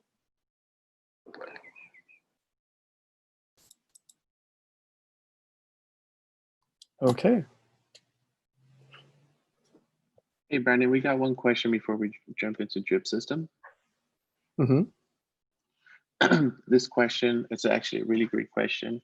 The question is, city water at my house is as high as 130 to 140 PSI. Oh, wow. I know. Replacing the pressure regulator at my home costs a small fortune, but it's not connected to the irrigation watering or house bibs outside the house. What is the cheapest way to reduce the pressure that will be durable to withstand a high pressure over time? It also says, I saw that there are pressure regulators for RVs. Would that work? Okay. Yeah. Yeah, I'm curious, and you don't have to answer this, but I wonder if you're in our service area, because our service area has a program where they install pressure regulators for free. So hopefully that's not the case. Small fortune, that's pretty bad. Okay, so great question. 130 to 140. I've dealt with systems that are that high. The cheapest way to reduce the pressure. So, and it all depends. Are you handy? I guess is the question I would want to ask, because you can install a pressure regulator and you can get those at any big box store, plumbing supplier, irrigation supplier. They have pressure regulators. And off the top of my head, I don't know, Daniel might know the price of one of those. I would say it would be less than $100. Does that sound about right? Yes, you can find some models that are under $100 that it's like part plastic and brass. The more expensive ones are full brass, but there's it's called Wilkins, if I'm not mistaken. It's called an N series model. Those are a lot more cheaper and more for households, I would say. Yeah. So that would, they typically just installed, they they regulate down to 50 psi. You can adjust it. That would be one thing to do. And if you're able to cut the pipe and glue it and put it in, that would probably be the cheapest.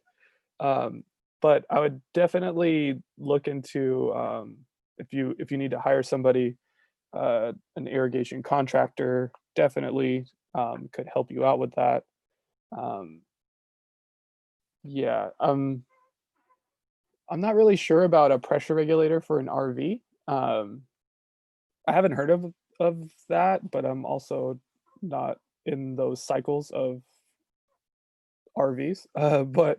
But I know like any inline pressure regulator would help out. So I would wonder if you're having any issues with your irrigation system. That does seem that seems pretty high. So um, more, you can install brass valves. They can hold up to a lot more pressure. However, those are more expensive. So I guess if you are having specific issues, it would probably be easier to answer the question. But um, as far as the cheapest route, doing it yourself if you are inclined to do that, or buying the parts and having um, a landscape contractor with a contractor's license come and help you out. You can add the pressure regulator to that specific irrigation manifold, and that'll help you keep your pressure down and the overall life span of your irrigation system as well. So I hope that kind of helped. Awesome, Brendan. We do have two more questions. One question we could go ahead and answer it now. The following question can actually take us into the drip system part of this webinar. So this question is, when they said that we could only water on certain days, wouldn't that decrease the pressure? We can only water on certain days.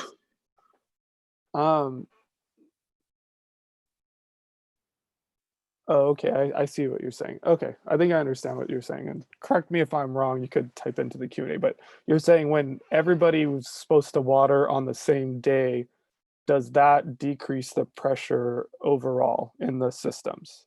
I think that's what you're getting at. And the answer is I don't know. I've thought of this too, actually, like quite a bit, but there's no information. I've talked with water utilities. I have a lot of connections with the actual water utilities. We work with them hand in hand, and they say that there isn't that much of a flux. And then honestly, if I'm just being honest, I don't see a lot of people um, adhering to those regulations. I still go to people's houses to help them out, and they still water every single day. Um, so I think I'm not seeing like a huge discrepancy in the pressure when it comes to people. If everybody had to water only on Tuesdays, Thursdays, and Saturdays, um, the counties that and the water districts and utilities that I deal with, they usually split them up. So let's say if your address ends in an even number, you can water Mondays, Wednesdays, and Fridays. And if your address ends in an odd number, it's Tuesdays, Thursdays, and Saturdays, something like that. So I haven't seen any huge discrepancy in that. But what I do see though, in my experience, is the pressure tends to be higher at night by a small margin, but it does increase at night due to the fact that most people aren't using indoor water use during the day. So there's issues where the irrigation system, one in particular, I had to go out and do checks in the middle of the night because they were claiming that the pressure would just increase like crazy at night. they were saying like, well, we report this, so I had to go and do an evaluation. And there was a minimal but noticeable increase in pressure. So we're gonna take, let's hold, if anyone has any other questions, please put them in, but I am gonna move on because I have a break coming up. And then if, once we come back from the break, we can answer any questions. So just to keep this moving along, let's talk a little bit about drip. So if anybody has questions about drip moving forward. So where would drip be in this place? And again, they don't have drip here. This is just the one picture that I have. But ideally, we'll run drip in planter beds. Again, we talked about fixed sprays, pop-ups. If we had a pop-up placed right here in front of this asparagus fern that was only 4 or 6 inches, it's not going to be watering where it needs to water. It's going to be blocked. So anywhere like planter beds, drip irrigation is a really easy fix and a wise fix. So as we're looking at an irrigation valve, so you see that we still have the same antisiphon valve. So this is for a home residence. However, the thing that's different is this is a pressure regulator and a filter. So now that drip is really really popular and you're easily able to find the parts for it. We're looking at a pressure regulator. So this regulates the pressure down to 25 to 30 to 40 psi. So this one is a 30 psi regulator. So no matter what the input, it's going to put out 30 on the other side. And then also we want a filter because drip systems have small emitters that can be clogged easily. And so we install this right at the valve.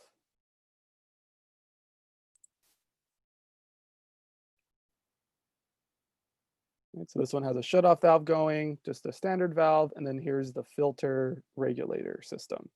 And then if it's a commercial site and we have an in-ground inline valve, the same thing. We have the valve into the regulator, and this one has a filter. So this is 2 pieces where this is 1 piece. We can also hook a timer up to a hose bib and run drip irrigation. So this is an option for doing vegetable beds, somewhere where you don't have irrigation valves and you don't have a timer for it. This is another great option. So these are called hose bib timers. They simply plug in here. There's a valve actually inside here with a small little diaphragm. So this one is a dial where it just holds it for however long you want it to run. There's also hose bib timers that are actually Wi-Fi enabled now, where you can turn on with your phone if you're over Wi-Fi, or just a standard program where you can say that you need to water, how many days a week you need to water, how long, things like that. So they've come a long way, surprisingly efficient, in my opinion. So this is an option as well. And you would still have to do a filter, pressure regulator, and then an adapter that you can plug your tubing in.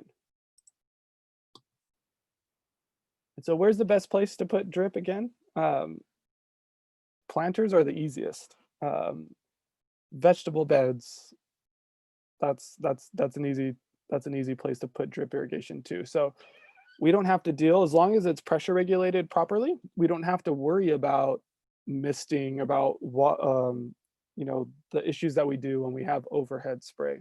That's the benefit of drip. And for a more in-depth drip irrigation course coming up in August, so in about a month, we're going to be doing a drip irrigation only webinar similar to this one, but we're just going to only focus on drip irrigation. So we're going to talk about the different types of drip. So we have point source, we have different types of emitters, low volume, micro irrigation. So drip, inline drip tubing, this is my personal, my favorite application of drip. So this is drip tubing that has emitters, depending on the one that you buy, but it's typically 12 to 18 inches.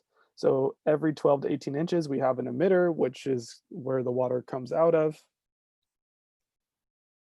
Has a really slow flow rate.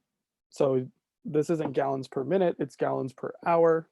So they can be up to 1 gallon per hour, let's say. So that means that if this system runs for 1 hour, it delivers 1 gallon out of each emitter. For if you're thinking about doing drip tubing like this in veggie beds, a 6-inch spacing, which is a lot closer, will help you out, but you will have to order that online. Typically, it's 12 to 18 inches, easily available. And the reason why I like this approach is that it applies water to the whole soil surface that we have the grid on, which is important.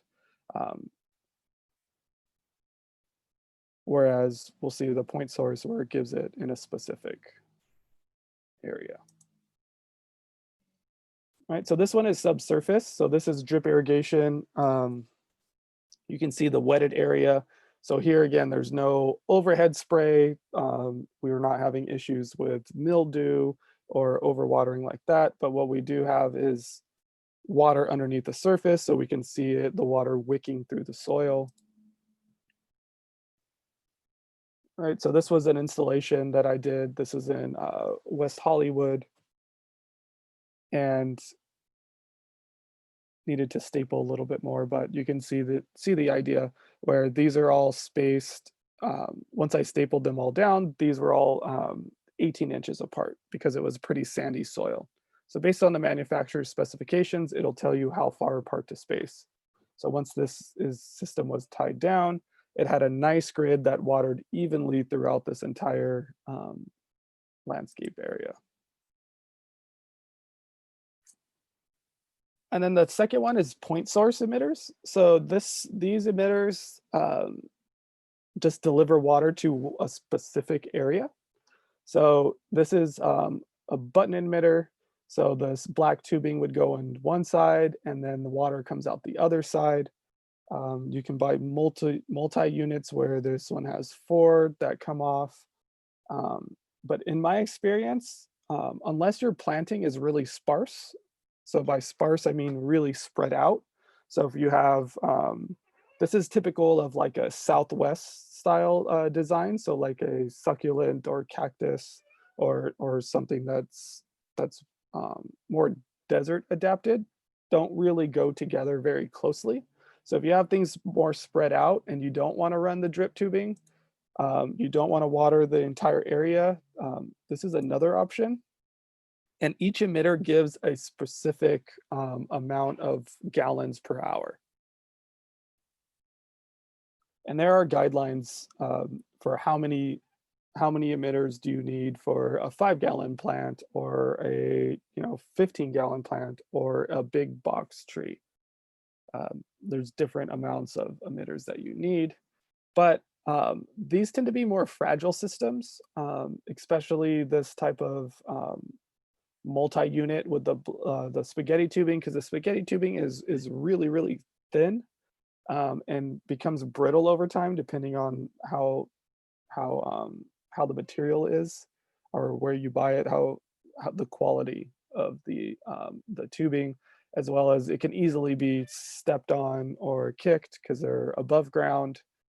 So there's a little bit more, there's more issues that seem to arise with point source emitters.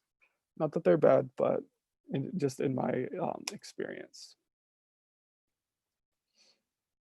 Right, and then the tubing can be above the surface like this. And this is a point source, so this is the main tube. And then they plug in and then have each plant has one emitter. So they can calculate how long to run that system. This is what a drip grid layout looks like. So you can see it easily bends to curvatures of the landscape, and you can see the wetted area. So eventually the idea is that this wetted area, they connect, right? So it has an even coverage over the system. for raised beds, they're great. They, like I said, you don't have issues with mildew, with water spraying all over the plant material. Great use. You can do multiple beds off of one valve. So drip irrigation works really well. Even for trees. So trees do not like to get water up against the bark or the trunk. So based on the spacing, typically it's 18 inches to a foot. You just measure out 1 foot, 1 foot, 1 foot, and then you go as large as the canopy is. During our drought and during the heavy regulations that the state of California put on us residents, a lot of areas weren't able to water islands or the center strips in the roads. However, there were a lot of trees in there as well as turf. So they weren't allowed to water the turf, but they were able to water the trees because we want to keep our trees.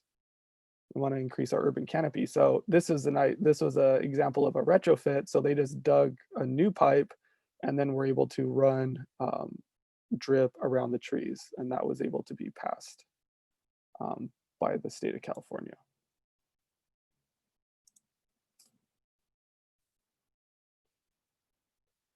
All right, so is there an issue? On this one, there is no issue. So I thought I'd throw a curveball. So this is a DG on top of the drip, which is fine. And we can see that there's nice around the plants. You can see that water's like puddling up. We know that the irrigation is on. But even though it is low pressure and it is small piping, it does, when broken, it does put out a lot of water. Here, this is an issue that was really high pressure. So this was not regulated, which there's no gluing. It's just only this 1/8 inch poly pipe connected to these fittings, and it was just blown off. So here's the emitter, here's the piece that was connected, and just completely blown off. Pressure was too high. These systems need to be operating around 30 PSI. And with that, we'll take another quick little break and come back and we'll answer any questions. So if you have any questions so far, I like those detailed questions, making me think. But if we have any questions or anything like that, please feel free to put them in the Q&A, and I'll see you back here in 5 minutes. All right, everybody, come back. Okay, so let's answer a couple questions. Yes, so we have 3 questions. The first question is it possible to change a sprinkler for a micro spray? And it says, the reason I ask this because in one of the areas, most of the irrigation goes to hardscape. The question to that is, yes, Rainbird has a part that's called a drip irrigation retrofit body. This sprinkler body, you can literally just change it out. The sprinkler body itself is already pressure regulated at 30 PSI. And it also has a filter inside of it, which is a 200 mesh screen. And it's easily accessible to clean it up and whatnot. And its approach flow rates from 0.5 to 6 gallons per minute. This is a really great product that they have. I definitely recommend it at all times. I personally use it a lot. So in this sprinkler body itself, instead of a nozzle, it uses a barbed fitting. So you can start running your drip line from there or your micro spray line from there as well. Again, it is by Rainbird. You can check it out. It's called a retrofit kit. And yeah, I don't know if you want to add anything to that, Scott. Brandon. Yeah, just one thing.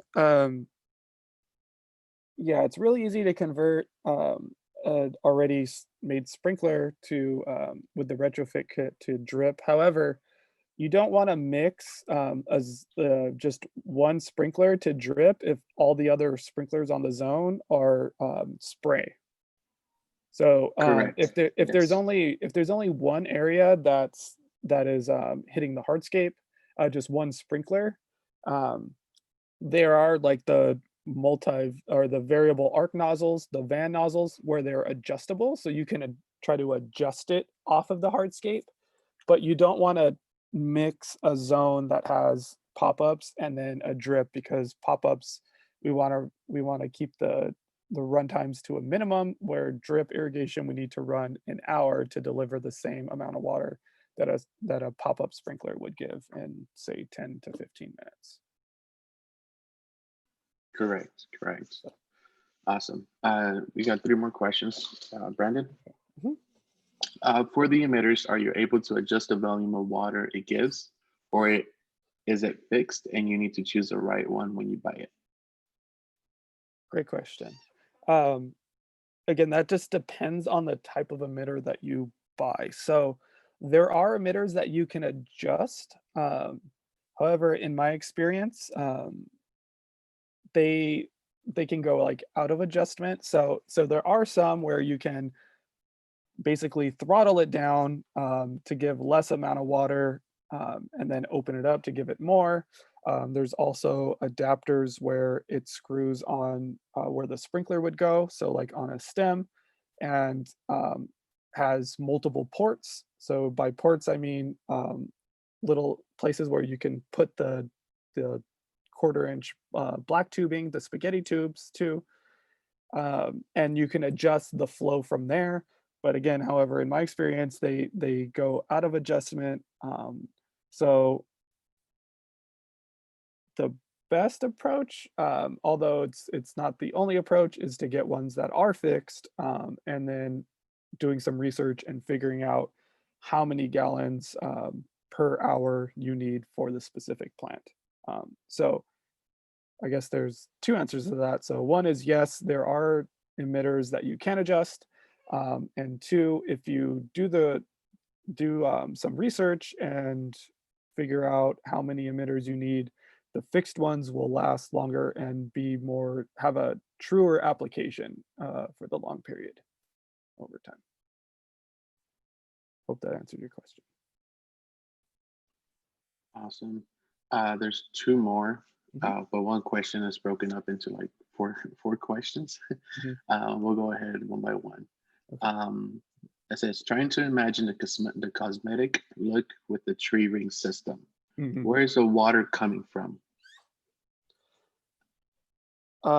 So the water is coming from the valve, so it's still the same system. And this is the area where we kind of lose a little bit of continuity, because I take everybody out and we can look at these systems and run them. However, um, the water comes from the valve normally, just like a normal irrigation system, and then the tubing has these little emitters that are embedded in the tubing. So they're spaced out every 12 inches. There's options for it to be 6 or 18 inches apart. However, whatever you need. Um, but we'll use the example of a foot. So every foot, there's a emitter embedded in the tubing where the water comes out.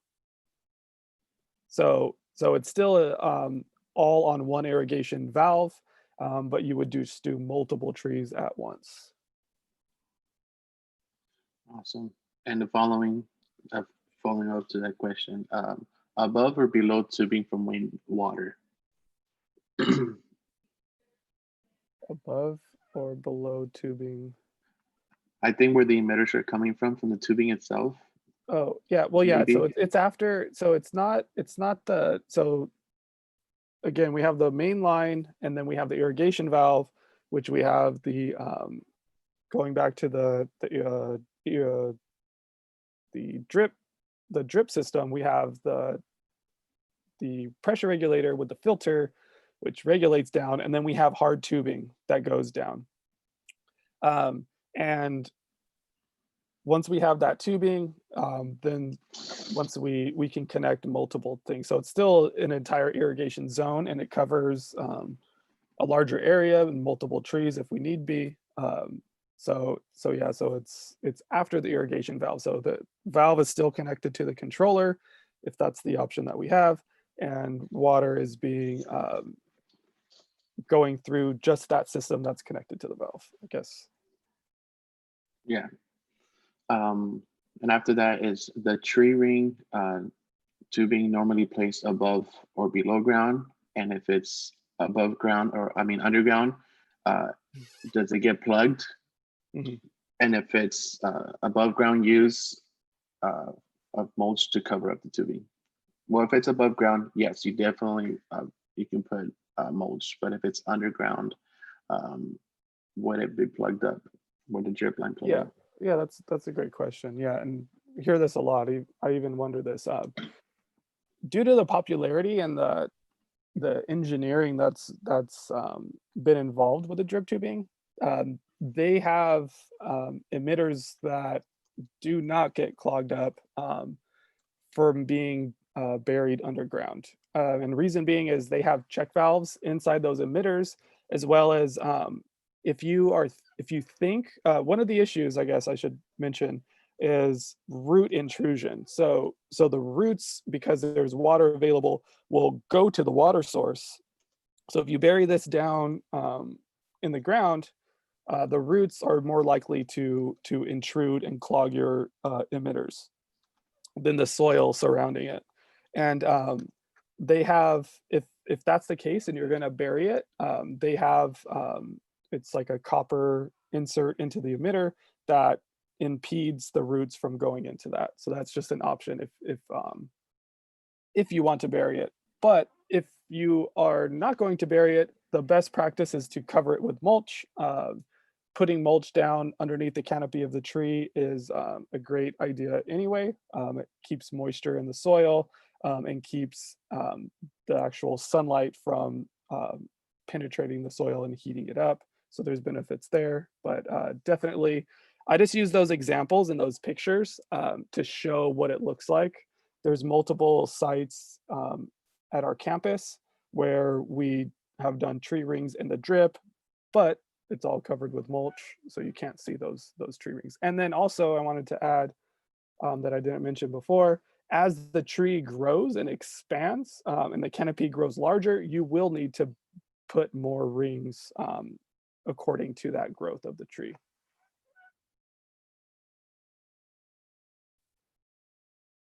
So that's all I got to say about that. Awesome. Just two more questions, Brandon. What's your take on California native plants and drip irrigation?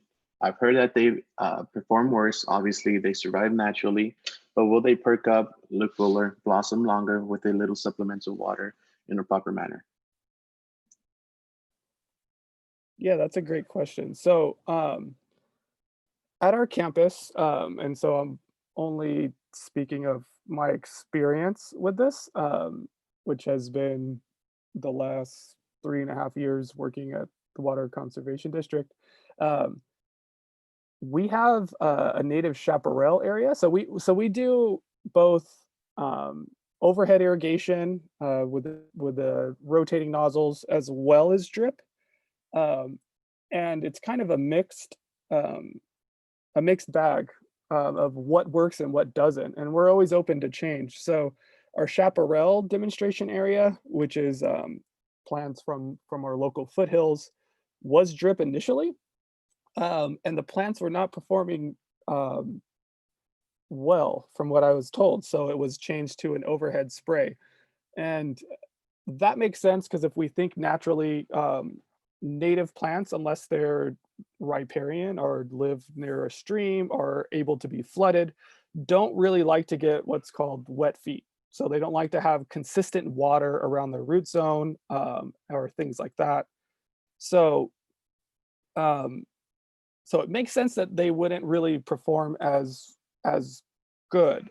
However, there has been plenty of cases where, as long as you monitor the plant and the soil level, or sorry, the amount of moisture in the soil, drip irrigation is also a viable proponent for native landscapes. Because essentially, we're trying to recreate rain by doing an irrigation event. So a lot of native plants. So it depends on the type of native plant. So you'd have to do a little bit of research, but a lot of them have to get cleaned by overhead irrigation. So especially if it's by a road or something where there's a lot of toxins from vehicles, things like that. So a nice overhead irrigation system kind of like cleans the plant out, and that they seem to do really well with that. So that's kind of I guess a loaded question. I've seen it work both ways, and we have examples. Whoever asked that question, when we're able to reopen our garden to the public, I would highly encourage you to go and check out the different ways that we water native plants in our garden, because we have a lot of different ways that we do it. So great question though. And last question, Brandon. Mhm. This person has a limited amount of valves. They would have to have sprinklers and a drip in a mix in a certain zone. Should they install a pressure reducer or regulator? So you have a limited amount of valves, so you have to make sprinklers and a drip system in a certain area. Yes. Okay, so again, if that's not the best practice to mix those two, again, because a drip irrigation system applies water like 10 times slower, just as a general number, 10 times slower than a pop-up system. But if you have that scenario and that's the best idea that you have and you want to do that, I would suggest putting one of the pressure compensating emitters. So the ones that are adjustable, where you can add just a drip emitter to the existing sprinkler, which is on that same zone, if that's the case, and you would be able to regulate it down from there. Because if you put a pressure regulator on that entire zone, pressure is going to drop when it comes from the valve through the pipes into the other sprinklers. It's called resistance. So it's going to resist the water flow. So the pressure is going to drop. And so regulating it at the valve like a normal drip system, you might have issues with the other pop-ups. So again, there's no perfect answer for that because it's not really a best practice, but I know we're all trying the best that we can and not everything is perfect all the time. But if that's the scenario that you have, I would just go to that area that you want to do drip and then have a compensating emitter. It's called a pressure compensating emitter that you can put there and then regulate for the drip in that one little area, and it won't affect the other sprinklers. I guess that's the best answer I got for that. I would add a little bit to that one. If they just want to do, there's a million of things that can go on with the irrigation system. But for the drip line itself, if you have a mixed, there's definitely a bunch of products out there. There's an inline riser that can just be attached directly just to the drip line itself if you just want to get that drip line regulated. Okay, Daniel, could you do me a favor? Can you look up some of those options online and then put a link in the chat? Sorry, I don't understand. Yes, I can definitely look at get the links to those products and I'll post them up on the chat. That'll help. Thank you. All right, so moving along. So we only have a couple more things. So now we're going to talk about the irrigation controller. Typically found in the garage. It could be up against a wall, anywhere that we have power, and we have weather sensors that are connected. So coming up, we're going to have a irrigation controller webinar just focused on irrigation controllers. So we'll get into scheduling and functionality. So we're just going to briefly go over. So we have indoor and outdoor. So when buying a controller, so if you want to replace your controller, it's good to know if you want to put it indoors or outdoors. So indoor controllers um, have less weather stripping, and if you're going to put it outdoors, you want to make sure that it's an outdoor. So they have a cover, they have insulation, and there's a difference between a residential and a commercial. Residential controllers typically have, 12 stations max. Some have 18, 24 maximum, where commercial controllers have more functions. They have larger capacities, 36 stations or things like that. And so the different types of irrigation, we have WIBIC.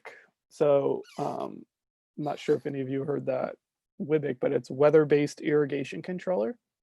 So what this does is it takes local weather data.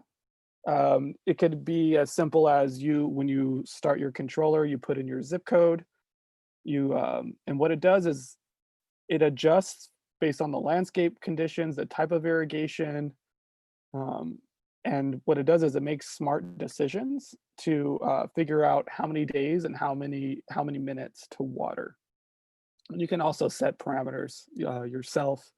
So they either use a on-site or historical weather data for your area. They can either be a subscription based or they can be free. And another thing that irrigation controllers can do is they can have soil moisture sensors. So if your controller is capable to connect to a soil moisture sensor, basically this is a sensor that's in the soil. You can dig down depending on the root zone. So you could put it down 6 inches, 12 inches, whatever depth you're trying to gauge the soil moisture. And then it'll run the irrigation system based on if the soil is dry, if the soil, if it needs to water, how long to water till the sensor completely has full saturation, and then it'll shut the system off. It's for residential, I don't see this very much. However, I do see it a lot. I wouldn't say a lot, but I'm starting to see it more in commercial settings. The only thing about the soil moisture sensor, in my experience, is you need multiple moisture sensors because you need it in the shady area, you need it in the full sun area, you need it under this type of plant material, you need it at this root zone depth. The only time I've seen it work very, very well and very impressive system was the University of Texas in Austin. They had a system that had um, close to 300 soil moisture sensors throughout their campus. So it was a large research project, but it worked really well. And now the popularity of Wi-Fi controllers, the price for Wi-Fi controllers are going down like crazy right now. You can get a rebate if you're in our service area. I'm not sure outside. I saw that a few people are not in our service area, but you're able to get a rebate in our service area up to $80 for a weather-based controller. So if you go to socalwatersmart.com and put your information in, and they can give you a voucher, and there's a list of approved irrigation controllers. So Wi-Fi controllers, they constantly are getting weather data. So they're adjusting the duration, so how long the irrigation system runs, how frequently it runs, based on the weather. So if you were to install this now, depending on how in tune with your irrigation system you are, you might see your water bill increase a little bit because you think like, hey, this is watering more than I think it should or more than I have in the past. But it's doing that based on the type of irrigation, the plant material. So for Wi-Fi controllers and then WIBICs in general, where you really see your water savings is going to be into the fall and the winter. And that's because it's easy for us to irrigate in the summer because we know either it's muddy or it's brown, it's like dried out. And we know how to kind of adjust that. But then we forget about it. Things get busy, the holidays come, and then in that fall to winter, when we really don't need to be watering nearly as much. We tend to way overwater, and this is where the Wi-Fi and the WIBIC really come in, and you'll really start to see savings. So really quickly, the functions. So we have programs. So programs is a grouping of different irrigation schedules. In our example here, this is the Irritrol. It has program A, B, and C.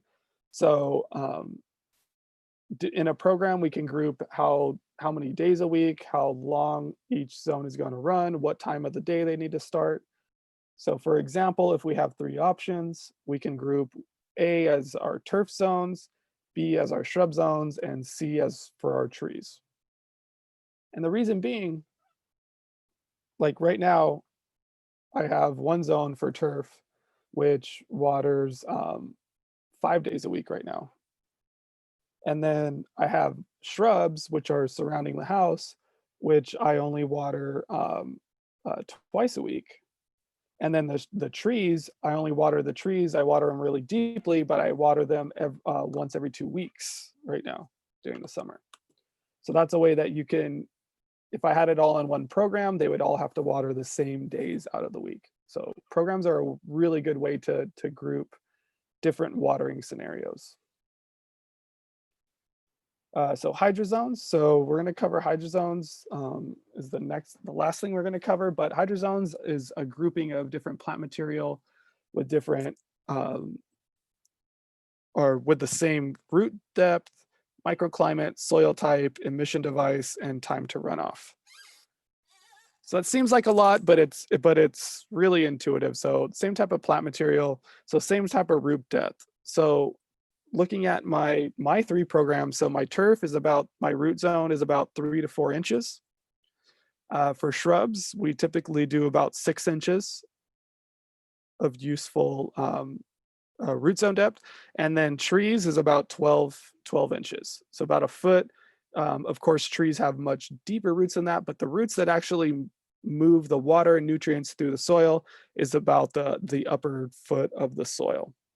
And the reason why we want to know that is how long we need to water for the water to penetrate that deep is going to vary, and how long we want to wait before we need to put that water back in. So that's a quick idea of why we need to do root zone depth. Microclimate is, are we in shade? Are we in full sun? Are we in part shade? Another grouping that we can do. Soil type is pretty consistent throughout your site. Emission device, so means what type of sprinkler. So again, we want to have fixed pop-up sprays grouped together on one zone, rotors on a different one, drip on a different one. So that all matters. Time to runoff deals with the soil type as well as the slope. So really quickly, so start time is when is the program going to start. You can do multiple start times. Run time is how long we want to run the irrigation system. Right, so that's going to depend on with the zone, the plant material, the type of sprinkler, or if it's drip. Water days. So here we can do specific days of the week. We can do odd even days. Odd even days means it basically goes off of the calendar. So if you do it odd days, every odd number, it waters. And then also interval watering. So every 14 days, for example, you can set up a program to do that, which is really helpful. We had some questions about native plants, and native or drought tolerant plants, they don't need a lot of water that frequently. So having a controller that you can do the interval waterings, so that's once every 2 weeks, once every month, depending on the controller and its capacity, that's pretty helpful. So seasonal adjust. So this is a function that the majority of the controllers have, even in residence. So this is a global command adjustment. So we want to, if you're going to want to use seasonal adjust, you program the irrigation controller to July or right now to the hottest time of the year in our area. And then instead of going every month and adjusting, you would just do a percentage. So, for example, in December, you would adjust it down to about 30%. And so it's going to water, and if it was set for 10 minutes, now it's going to water 3 minutes. So it's in a way for you to globally change every single runtime with just an adjustment based on the weather. All right, so here's some examples. These are some that we've seen. This is an Orbit, really popular, really durable. We still run into some of these. So these are like an old dial. So you have to, these are the different stations, and they have a different duration of minutes, and then this turns. So we've come a long way, especially now that we have Wi-Fi. This is a Hunter X-Core with a solar sync. So this is like the on the site weather sensor.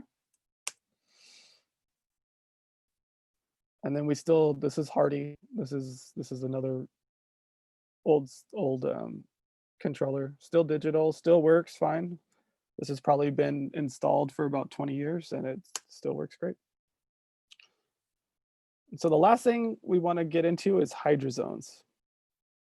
So this is the grouping that we talked about. So grass would be high. We all know that grass is probably one of the most thirsty plants that we have in our landscape. Shrubs would be a medium. So shrubs, since they are woody and they are larger, they shade themselves, they require less water because they're able to hold more nutrients. Deeper root zones, so they can tap into a deeper percolation. And a sneaky one here is artificial turf, which would be low. But we're going to talk about more practical. Hydrozone is a group of plants, the same water use classifications, microclimate to a single irrigation valve. So that's important. So if we have an irrigation valve and we're designing it, then we can modify and group things as we need. But a lot of times we're buying a new house, or let's say, we're as a landscaper, we're taking over a new property, or in my current experience, I'm going to advise somebody at their home and they don't have the correct hydrozoning. This is how we kind of go through the process to know if they even have the proper hydrozones. So first step is plant water use classification. So there is a free resource called WCOLS. If at the end of this, I'll put it in the chat if anybody's interested. But it's basically the water use classification for plant material. So it's either going to be in the category of high, medium, or low, or very low, and it's based off of our region. So if we take a plant, let's say in Santa Monica, it could be considered low water use, but if we bring it out here to our inland area where we're from, to the Inland Empire, now that becomes a moderate water use. So it jumps up a classification because it's colder, it gets the sea breeze, but in our area, it becomes a moderate. So knowing that, you can group your plants together. So root zone depth, again, we talked about turf, trees, and shrubs are an easy indicator of the different root zone depths. If there's sun, shade, wind, heat. So you can see this starts to become a little bit tedious. Slope elevation, soil type, irrigation emission device, which would be if it's overhead spray, rotors, rotators, or drip irrigation. And then another added thing to look at, especially when we're talking about native plants. So summer dry adapted plants. So there are California natives and that do not like summer water very often, if not at all, and they adapted to that because in this area, in in California, we typically, especially Southern California, we don't get a lot of summer um, rain. Depending on if you're more eastern, you can get some monsoonal stuff. But so these plants adapted to not really want any water when it's really hot, which is kind of counterintuitive to what we normally learn in landscaping. 'Cause it's hot, we need to put more water. So grouping those together is definitely something to look into for hydrozones. Excuse me.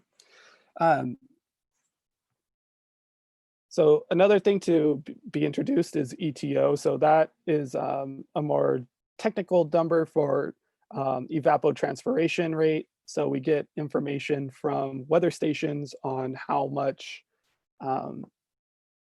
water is essentially leaving from our plant material and our soil based on the weather conditions, and they give that to us in inches. So for high water use, so this is turf, things with large soft leaves, large flowers, shallow roots like tropicals, those would be considered high water use. Moderate water use are plants that have waxy, hairy, narrow, or gray foliage. So this is a lot of like shrubs, trees would fall under the moderate, depending on, again, the species. And then low water use would be plants that have leathery leaves, small leaves, deep tap roots, fibrous roots, succulents with fleshy stems or leaves. So a lot of the drought tolerant, climate adapted to Southern California plants would be considered low.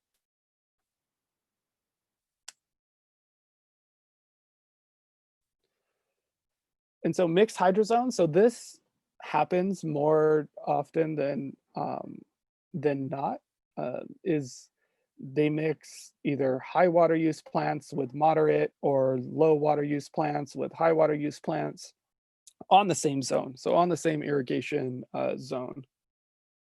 And when doing this, you always have to defer to the highest water, the plant water use classification. So I see it quite often of turf grass mixed with shrubs on the same irrigation zone. I mean, it happens. So you have to default to keeping the highest water use plant alive. So you're going to have to overwater essentially the shrubs to accommodate for that turf grass.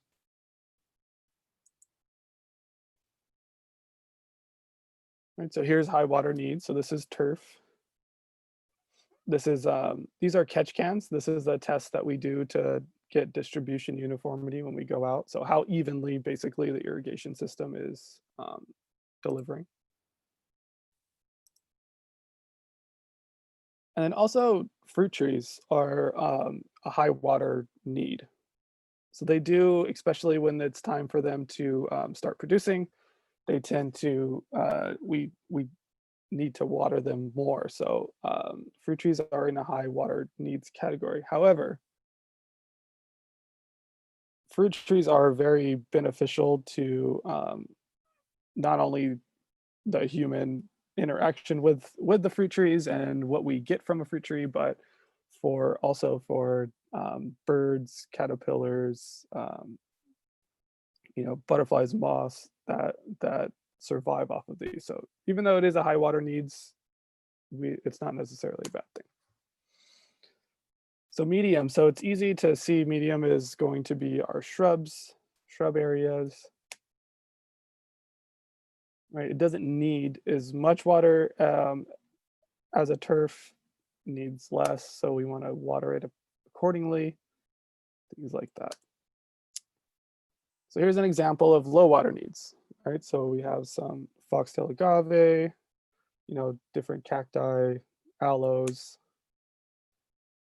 This was the old entrance into our campus. This is also low water needs. I throw this one in here just for fun, right? So this is a high water needs area that they stopped watering.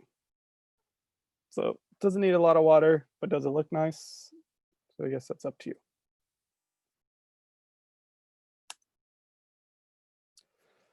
So for free publications, so there's a lot of free publications out there. This was the one that I mentioned before. This is called California Friendly, a maintenance guide for landscapers, gardeners, and land managers. This was done by LADWP, Metropolitan Water District, SoCal Gas, and it was done by Douglas Kent, which is a professor at Cal Poly Pomona. Really sharp environmentalist. Great resource. You can download a PDF for free. A lot of this stuff I would put out for you to take a hard copy, but we're not able to do that. But this is a very, very good one. As well as a SoCal transformation. So our district, we collaborated with on this book for the sustainability chapter. A great how-to guide for how to transform your yard from a standard landscape to a more drought tolerant, and it goes through irrigation tips and planning, and a great resource. That one also is available online. This is the WUCOLS site. So this is how you spell WUCOLS, water use classification of landscape species.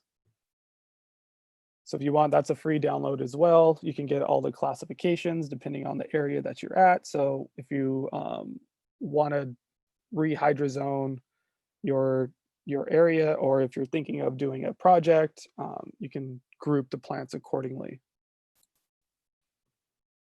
And then lastly, if you haven't yet, I advise you to check out our inlandvalleygardenplanner.org. It's a sister site to our district, and it has over 400 climate adapted plants. Then it gives you multiple pictures, gives you irrigation schedules for the plant material, or how many inches per subsequent month, maintenance tips, as well as if you're just kind of going out and starting, there's helpful lists. So there's palettes available.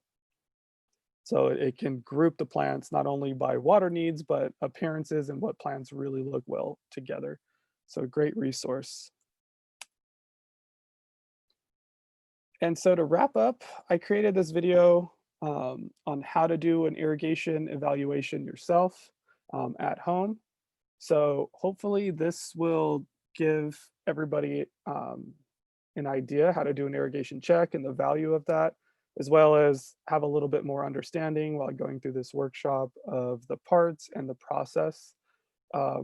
This will be after this. If there's any questions or any comments after this, I will stay and answer any questions. The next slide is my contact information. But before I run this, I wanted to do the exit poll. So if everybody could do this poll, that would be great.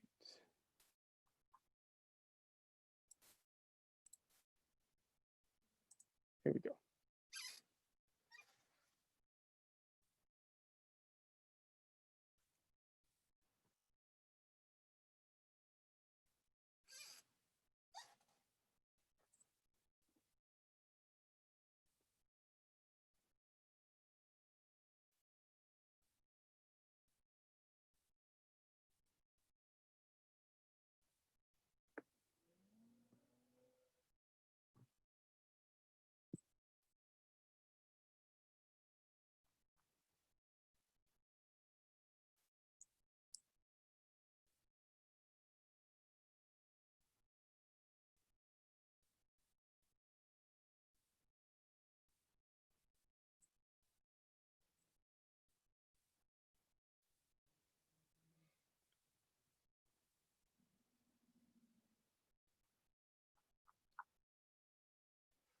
Thank you, everyone who's answering these questions. I know this one's a little bit longer.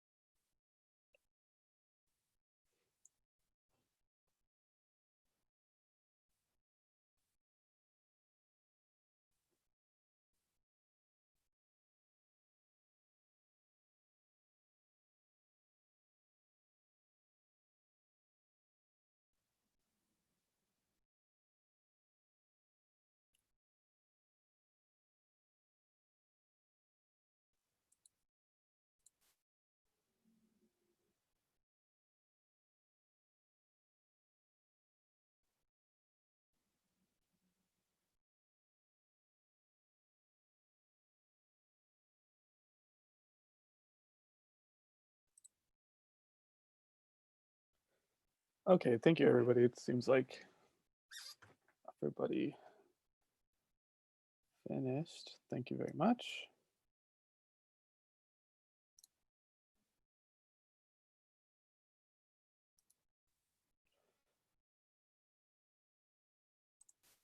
Oh.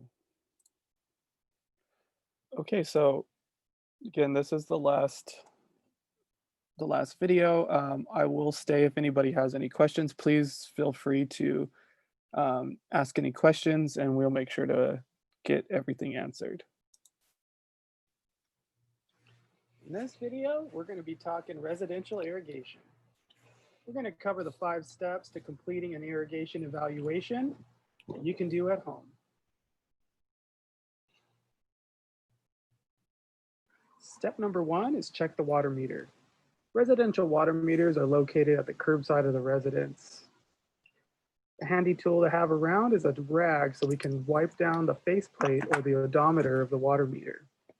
The reason why we want to wipe down this odometer is we want to look at the readings. As long as there's no water running inside the residence, we can look at the leak detector as well as the odometer. If we see any movement on that dial, that's indicating that we have a leak. Looks good here.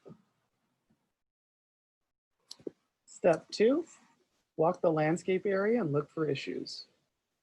So during our walk, we want to have a notebook handy where we can take notes. I like to indicate the areas doing the irrigation check, the date, and the possible issues. And what we want to look for is areas that seem to be overwatered. Here we found an area that is brown, that is dry, indicating not enough water. Want to make a note of that. And another area we want to really look at is the shrub area. Shrub areas tend to be overwatered, so we want to really look in and see if there's any areas that we could be saving water. Step 3, locate the irrigation controller. Though not all irrigation controllers are located in the garage, at our site here, that's just the case. It can also be installed on a wall or anywhere that they have power available. Once we locate the irrigation controller, I like to make sure that the date and time are accurate so our program works correctly. There's some other features that we can look at on our irrigation controller, like start time, when our irrigation is going to start running, how long each zone is going to run, and how often, or how many days our irrigation is going to run for this week. A great thing to do when you run your irrigation system is to write each zone and where they're located in your residence. Once we have that, we know the areas that we want to look at based on our walkthrough. So we have the zone and the area to do it. Step 4, perform a test of the irrigation system. So as we turn on the irrigation system, it's best to give it about 5 to 10 seconds until the zone is completely pressurized. We want to walk around and check for any inefficiencies. We want to repeat that again from zone to zone. So this one here, we seem to have some issues with runoff, as well as a sprinkler that's not only clogged, but tilted. Here's an example of a broken rotor. The seal's broken. As well as another sprinkler that's turned and tilted. A pro tip, you can manually turn on your irrigation system at the irrigation valve. By simply turning the bleed screw 1/4 to 1/2 turn, the irrigation system will turn on. This will allow you to walk the site for as long as you need, check out any inefficiencies, and when you're ready to turn the irrigation valve back off, simply come back to the bleed screw, turn the knob till it's tight, and the irrigation valve will turn off. Step number 5, review field notes and make necessary repairs and adjustments. Here are my notes. 3 broken sprinklers. Looks like I have a lot of work to do this weekend.